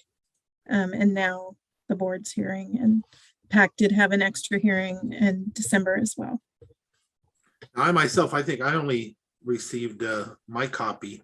Mark, when did you send us the copy for the mailer that went out? Because I don't think they received it 2 weeks ago. It went on, I think it went to the printer on the 27th. Is that correct, Kel? I think that's what seemed like January 27th. And Yeah. so then once it goes to the printer, then I think Kevin Gifford was just kind of explaining that process is Yeah. after it's printed, then they put it into that first class pre-sort mail. And then it gets distributed through the postal service, but since it's not first class mail, then it may take a few days to do that. So I don't know exactly when it hit, but I just wanted to make sure, since all three commissioners are not within this mailing, that you all saw what was going to be going out, so that if you got questions from people, you could refer to it. So I believe latter part of last week is when I had. Yeah, I didn't ask anybody specifically the day, but it sounded like they just received it at the end of the week. That sounds. So it ain't 2 weeks. They've only had it a couple of days. So just wanted to make a clarification of that.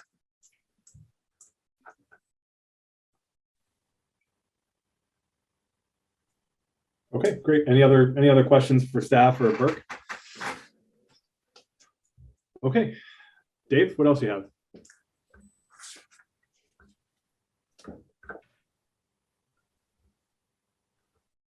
Can't tell if you're talking behind that mask, Dave. Oh, sorry. Hi. I just had somebody sit their head in my office, that's all. Okay, any other items, Dave? No, I have some legislation, but I will send it over. It's really around building permit processes and timelines. There's been some changes to the bill that came out earlier. I think it's less onerous than it was before, and there's money attached to it, so I'm better with it. So I will send that out. Okay. Commissioners, anything for Dave? No, hey, Dave, when you get a chance, let's go over the hot sheet that I got from WASAC, and then make sure that our priorities are lining up with public health. Absolutely. Yeah, perfect. Okay, great. All right. If nothing else, we'll move on to Public Works. Loretta. Morning, Commissioners. Good morning. First up, we have an item that Mike will present for some guardrail work. Good morning. Small Works guardrail repair project. We'd like to do a change order. Back in December of 2021, we awarded a contract to Peterson Brothers for about $68,000 for guardrail repairs. And since then, we've had 8 other locations that are damaged for another $41,000 of estimate. So we'd like to just do a change order and have Peterson's go ahead and repair those as they can. Commissioners, any questions or? It's just a suggestion. Tell people to quit hitting the guardrails. Right. Magnetic guardrail is what we have. So they hit them at the weirdest angles too. That's the part I have a hard time understanding. As I watch them all crinkled up, I wonder how could you hit it at that angle? Yeah. I've never seen it this much. Although we checked the last 5 years, we were trying to concerned about the weather and stuff like that. But in the last 5 years, on average, it's just as often in the summertime as it is in the wintertime to have those have the same number of damaged guardrail. So do we do any investigations to see if it's speed, or maybe we need to put reflectors on it? But I can't see it at the angles I've seen it hit. I can't see how it has anything to do with the vision of it not being there, because they must have been doing something weird to hit it at some of those angles. Yeah, most of the time it's losing control over speeding or being on some kind of drug or something. But the key there is if they're insured, then we try to go after an insurance to reimburse us, but that takes up to 2 or 3 years sometimes. So Quick question for you, Mike. Could some of it be a result of the weather event that we just had? Or were they damaged prior to the weather event? Oh, this was all prior to the weather. Okay. Yep, these were all prior. We just got notification of a couple others here this weekend too, but yeah, it was prior to the weather event. Okay. All good moving it forward, commissioners? Yes, please. Okay, good with me. Next. Thank you, Mike. Next up, commissioners, Justin will make a request we do this typically every year to purchase some bulk grinder pumps from Correct Equipment. And Justin's got some fun details to share with you and happy to answer any questions you have about that. Good morning, commissioners. So as well as you guys probably already know, Mason County has a service agreement with Correct Equipment to provide service for our grinder pumps in North Bay and Belfair sewer system. The agreement includes a price list of pumps and parts due to the age of the equipment. Many of the service problems result in purchasing a new equipment because they are outdated grinders and they have a new model for those. Correct Equipment is still honoring a bulk price discount for anything over 50 grinder pumps. And without the discount pricing, the grinder pumps would cost about $3,117.21. With the discount pricing, they are $2,161.04. So it's approximately about 30.6% savings on that, which is about $956.17 per pump.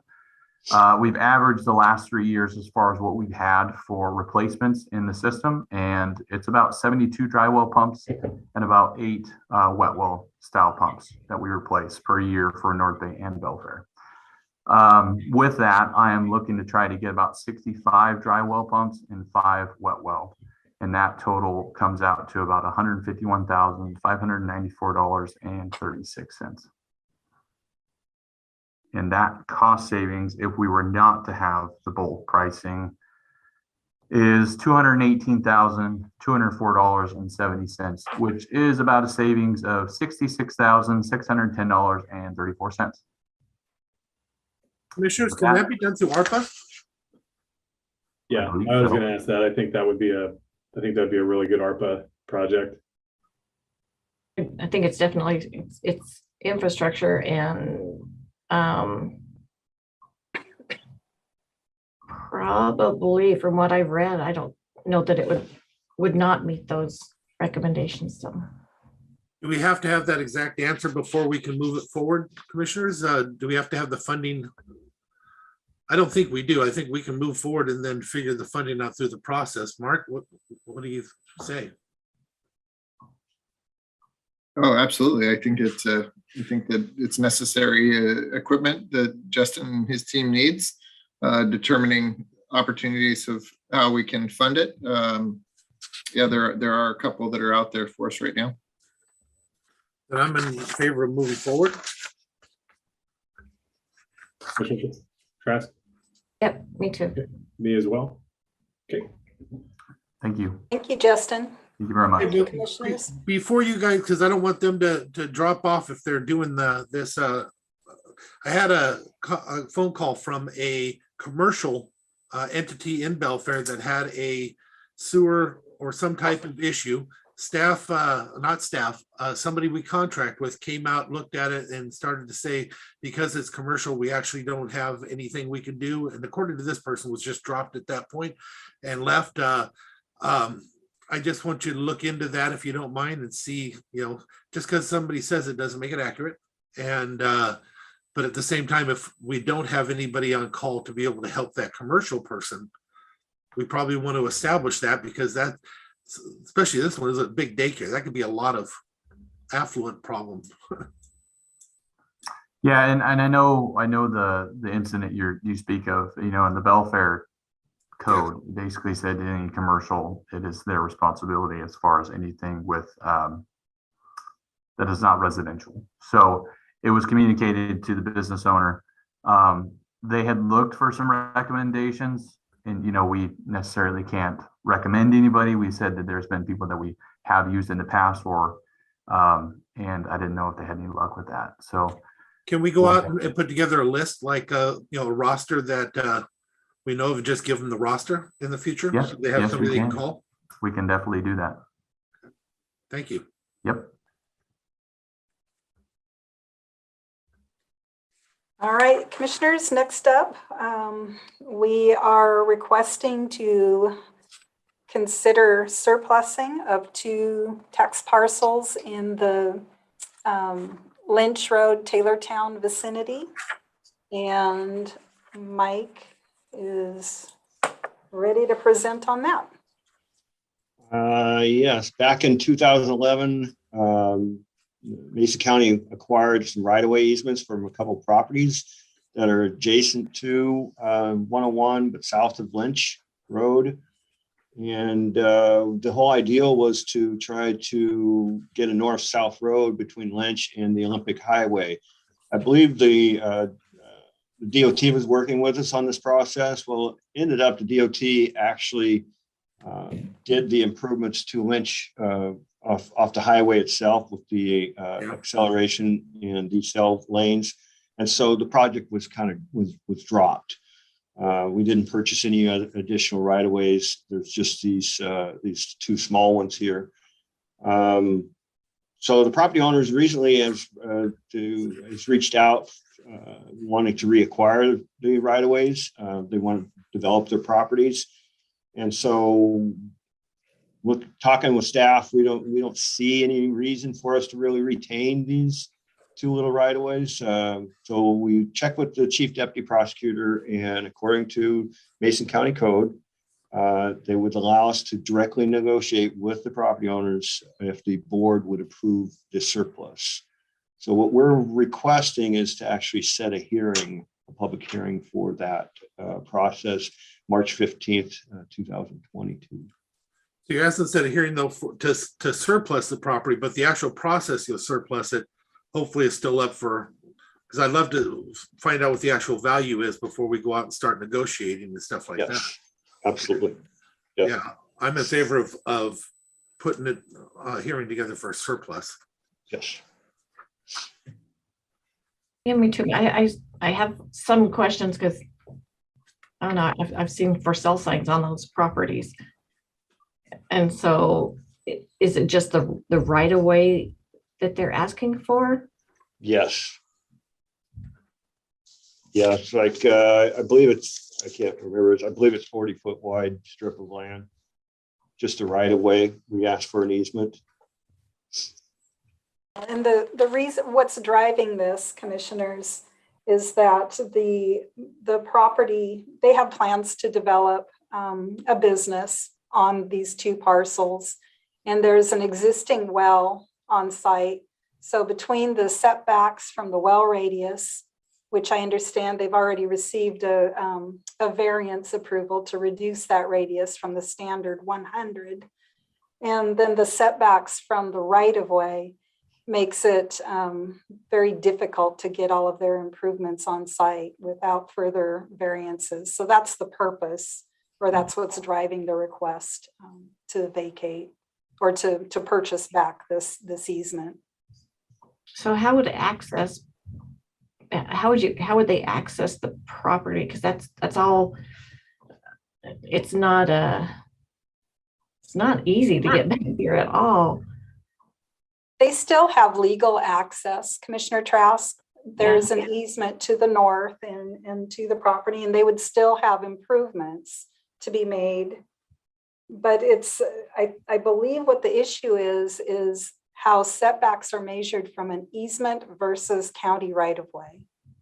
And I'm sure all our planning team's gone here, but I believe that's what the issue is there's a distinction in how that setback's measured. Okay. Yeah. I'll reach out to probably Kel and to you too, so that I can just feel comfortable with a decision when it comes to it.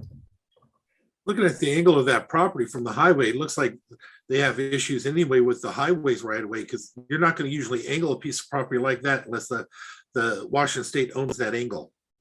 Well, I think that the terrain in there too it's very steep. It is. That's it. Mhm.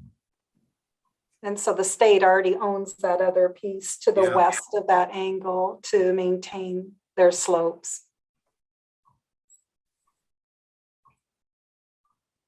Any other questions or comments, commissioners? No.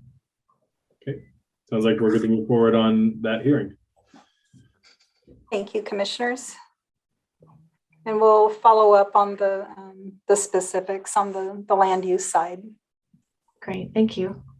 All right, and next item, Kevin Gyoza is here with Richard, and we'd like to do a little spotlight on our solid waste facilities. Richard and Kevin have been tracking all kinds of great information, and they've got wonderful images to share that tell a good picture, and we've got some celebration of some awesome work on our solid waste attendants and operators to share with you. So with that, Richard and Kevin, share some good news.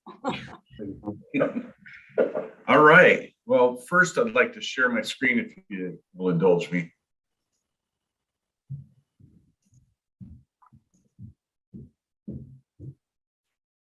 Okay, can you see that? Yep. Looks good. I'm hoping. Let's see. This is, hopefully if you're looking at what I'm looking at, is multi-year trends that show tonnage coming into the solid waste facility. And there's 4 different lines here, 2016 through 19. And I just wanted to kind of show you what was happening pre-flow control. Okay, and you can see that pretty much we've been averaging, I've got the numbers here. 2016, we brought in 34,500 tons. 2017 was 36,000+ tons. 2018 and 2019 were each right around 38,500 tons. And then we decided to bring in flow control in 2020. So I'll add in what then happened in 2020. And remember, this got implemented around summertime. And so you can see the huge increase in our traffic and our basically just the tonnage that we're dealing with. Not bad. That was a good move. Now that was just a 6-month look at it. Here's what flow control, first full year of flow control has done to our incoming solid waste stream. So now we went from 38,500, 2018, 2019. In 2020, we brought that up to 44,000 tons come in. In 2021, the first full year of flow control. Man, that's tough to say. We saw just under 49,000 tons, which from 2019 to now is a 28% total increase. Huge, right? That's a wonderful thing. That's what flow control has done so far as coming in. And you can see, I'll scroll down, and these are the 2 years. The orange is 2020 and the black is 2021. You can say pretty much marry up the latter half of the year. And let's see, this is what's really a mind blower is the total tonnage and average loads per day that we're dealing with. So clear back here, that is 2017, we averaged 3.78, we would fill 3.78 of the train cars every day. Whether this is a 365-day average. So that's 365, whether we're open or closed, we're bringing in 3.78 of the train cars we fill. And that was clear back in 2017 when we were bringing in 34,500 tons. Here's what today, what we're averaging, 2021, we fill 5.19 of those cans every day, closed or not. And we're up to 49,000 tons. This is what's really remarkable about this to me is we haven't increased staff at all. What all we've done is we got the right guy out there leading it, and he's optimizing what he has, and just I'll let Kevin tell you all about what his world has done. But this is what our daily trend looks like. And that orange line running down the middle is basically the previous year's average daily load. We use that as our baseline for the next year. And you can see that 2021, we averaged 4.95 trucks per day filled. And pretty much you can see they eclipse that every day that they're open pretty much, hardly ever. The only days that bring our average down is Sundays. We're not open, we don't fill any out there. So that's factored in. So good job to Kevin and his crew. So basically what this time I have right now is to just give you a little look at what has happened since we implemented flow control, and also gives me a chance to recognize the awesome employees we have at Solid Waste, and just explain to you their dedication and how happy I am that they've just taken these challenges and overcome them and ran with them. And it's not without, I imagine, some sleepless nights for Kevin and just some big headaches on his end. And it's much more than just appreciated. In fact, not often do you get a personal call from the sheriff of this county on his day off to tell you about your staff and what a great job they're doing, and how he really appreciated them, and how they just held their head high even with long lines, were professional with every transaction. And I just got to say thank you to my staff, and big thank you to Kevin for really stepping up and taking this role on. And I'm just going to let him talk for a little bit too, tell you about like maybe the worst day of the year out there. Well, thanks, Richard. I appreciate that. Yeah, I've been out there since 2017, and it's changed quite a bit. I went from doing 3 trailers, like the graph says, to sometimes we do up to 10 trailers a day, and it's crazy that we can do it with the same crew that we have.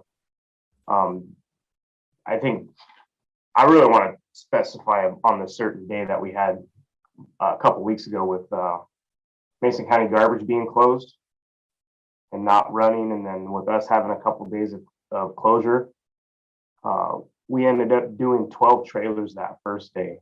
And believe it or not, me and the crew busted out 140 tons in 45 minutes.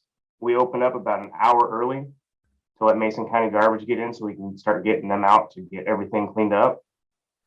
We opened at 6:15, and by 7 o'clock, we had 140 tons of garbage on the deck trying to get pushed into trailers.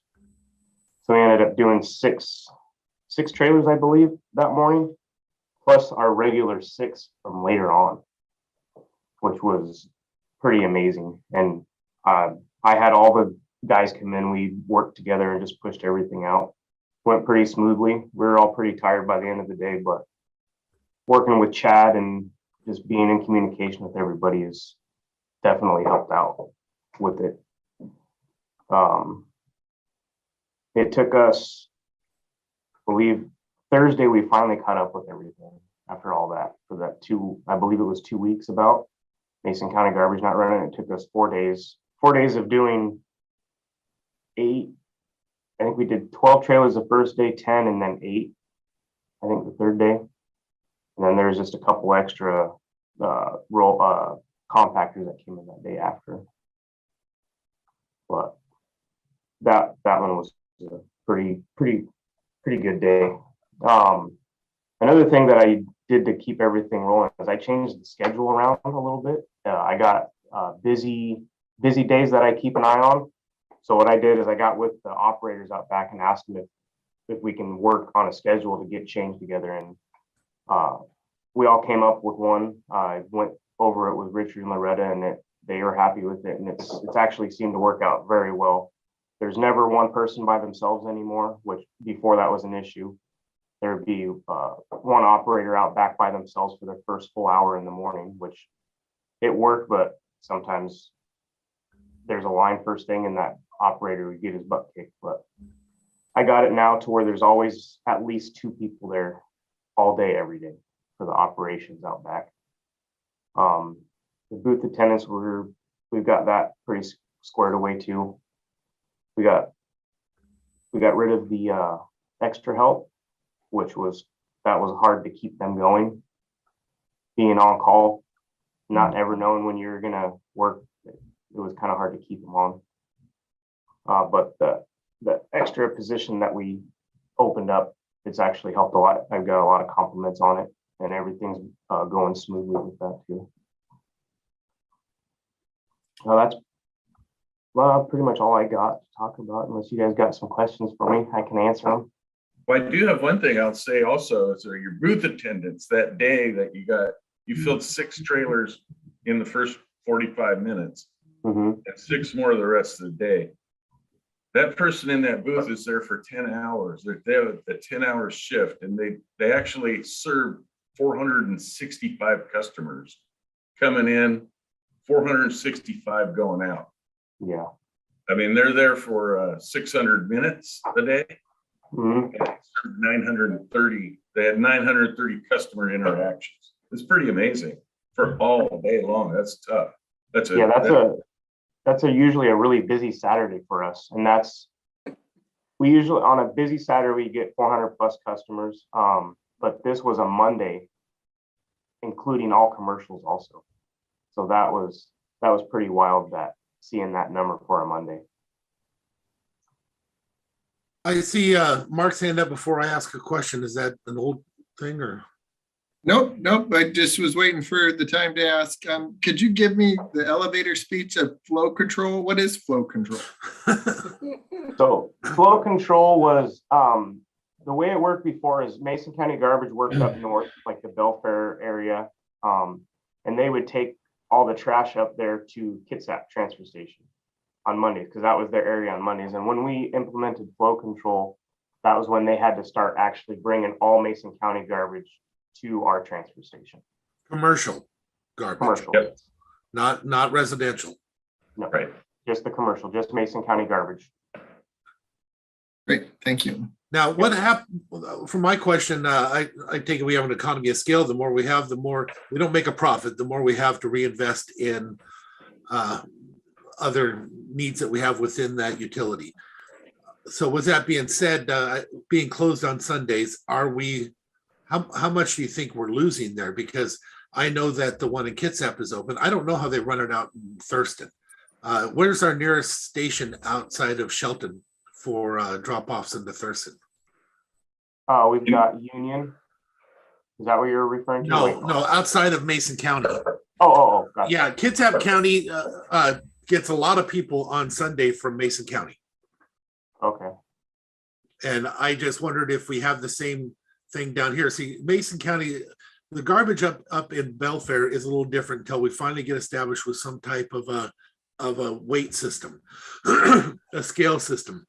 Until then, it doesn't compete in any way, manner, or form with Kitsap County's rates. It just doesn't. They can get rid of so much more for so little. But I'm wondering if it's something we should be looking at for Sundays. If there's that big of a drop, are they holding off to bring it in Monday, or is it literally we're losing it? Well, one thing I like about Sundays and the possibility of being open from a homeowner perspective is just being open that one day a week and knowing that typically we see 300 to 400 plus customers on Saturdays. That doesn't make me want to go there. You know, it's like the only day you could go there's a Saturday and you know it's going to be backed up and busy. Yeah. So I think it's something worth looking at and maybe trial running. I don't know, but the other closest place they could take it would be, you know, Hawks Prairie. Or That's quite a ways. That's a lot further than up in Belfair. Literally, they're just go up the hill. They could be there in like 7 minutes. Yeah, it's Right. like they think they're less than 10 minutes from the sand hill. Yeah. I'm wondering if that would affect just dumping out in the county too. So Possibly. Oh, that's yeah, because I've seen people, I haven't actually physically seen them do it, but I would imagine they show up on a Sunday and they're irritated that it's closed and then just go find the nearest road that's open and dump it right there. Right. Yeah, I went out with Zach before and helped him pick up some. I remember. Saw some interesting things in that pile. Oh my, yes, that's for sure.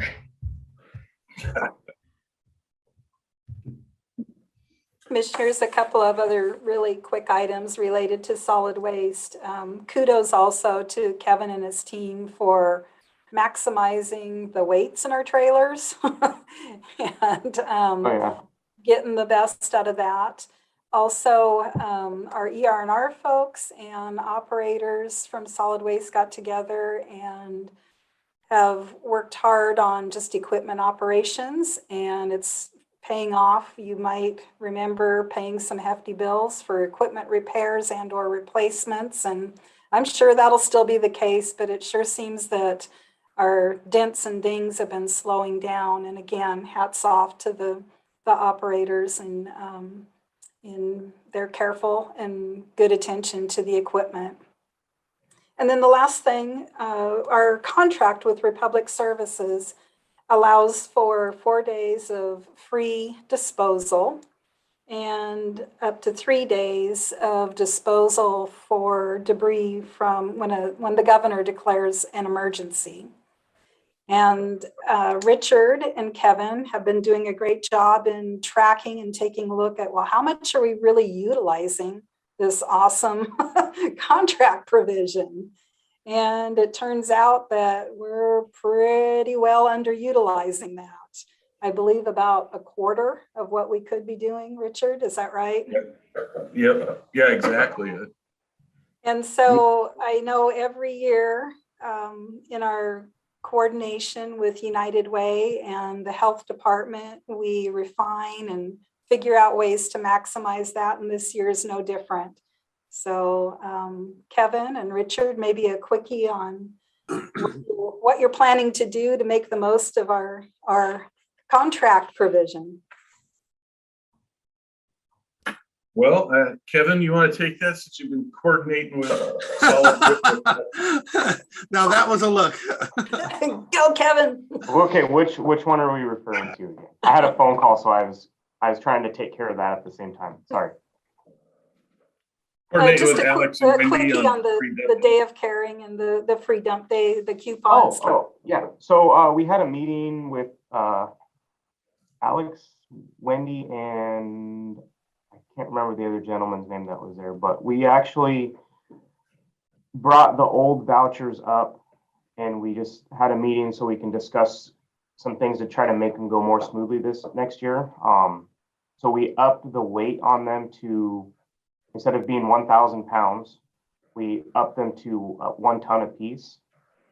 And another thing that we're also doing is we moved everything to where they have to bring it to Shelton, because when they're doing it in the Belfair area, there's people coming in with full trailers, and the Belfair station is only allowed to take 3 cubic yards at a time. So they're just they're completely overfilled, and we're having to send them away anyways. And then the booth attendants were actually spending more time trying to explain to the customer why they couldn't, rather than just having them come and dump it on the deck out back here in Shelton, which is a lot simpler for the customer also. Another thing we changed is we're trying to make it to where with Mason County Garbage, they will get drop boxes for them for certain customers. but we also talked to them about checking the loads because there was a lot of stuff that the vouchers weren't covering by the time those containers would come in. And I can't really make Mason County Garbage take that garbage back and dump it on the property. So that's another thing that we discussed. I think they're getting ready to print the vouchers. They gave us the rough draft of one last week, and there's just a couple issues they need to fix on it. And then they're going to be available here shortly, and then they'll be expiring October 31st of 2022. So they'll be good all the way till the end of October. Is it too late to change that? I'm sure you can imagine how disappointed I am to hear that we're not going to allow for drop-offs in Belfair. People out in Tahuya and Dewata, you're talking almost an hour away before they can go and dump it. They're not going to. We're excluding them accidentally. I'm sure it's accidentally, but maybe there's got to be some other way to include the people from North Mason. Yeah, one of the things I heard Richard and Kevin were kicking around with the rest of the team was the possibility of having a trailer brought up and perhaps manning that. So I know that that's a concern for us as well, Commissioner, and we'll continue to work on ways to make that happen. Well, I'm curious, do the other commissioners utilize it as much as I do up here? The ones that I get, because I actually utilize. We have some for the people that are going around and picking up the trash. We've had some of the coupons. We just had, what was that one lady who had that fire? You guys were able to give a couple of them to her, and we try to utilize them up here. Yeah, typically the ones that I'm familiar with, Commissioner, is that commissioners have pointed folks in the health department's direction and have planned and organized some community or neighborhood cleanups with the vouchers.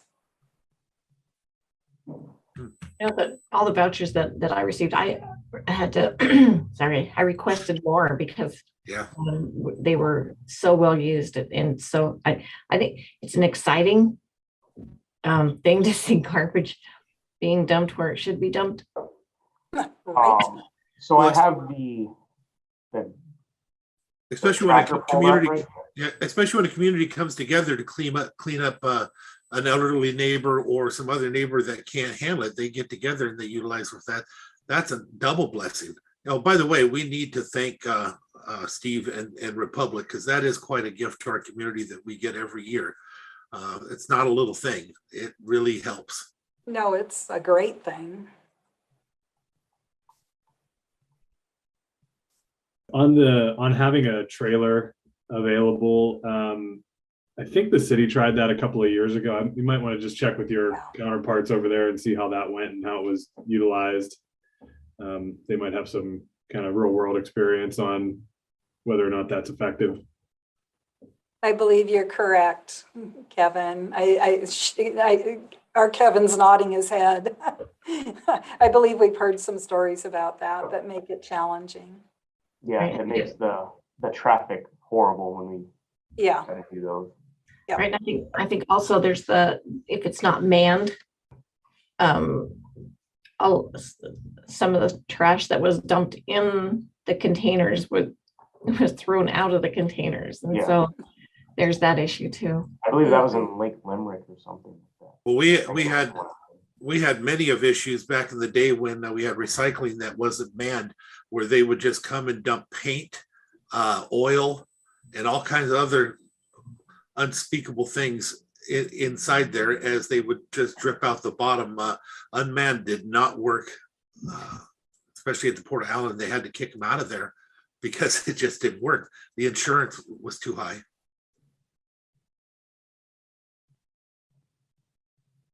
Thank you, Kevin. Justin.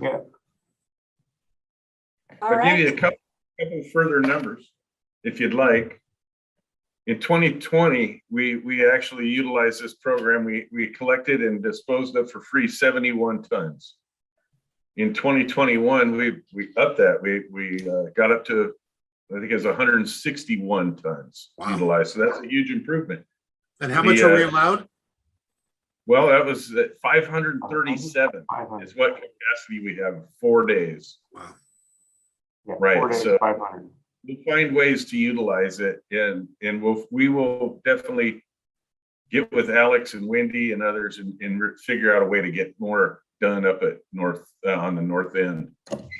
Yeah, maybe we can possibly, because Belfair is closed on a Sunday and a Monday, maybe we can work with them and pick a day where they can all come and dump on a Monday or something, open it up with some empty boxes.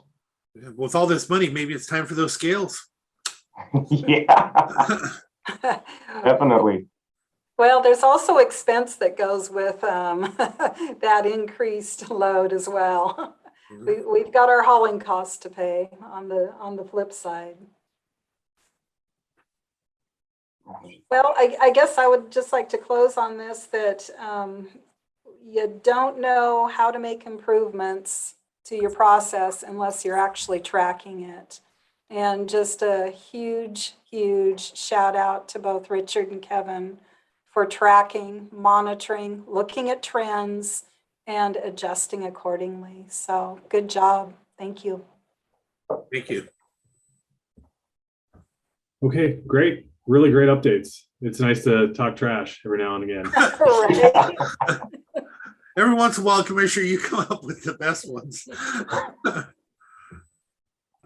Great. Anything else for staff, commissioners? No. Okay. All right. Have a good one, guys. Yeah. Thanks. Good to see you. Yeah, thank you guys. You do a great job. Okay. Hitting the end of our agenda. Is there any additional commissioner discussion? Okay. With that, I would entertain a motion to adjourn. So moved. Second. Move the second that we adjourn. All in favor, say aye. Aye. Aye. All opposed. Motion carries. All right. Have a good day, everybody. Thank you.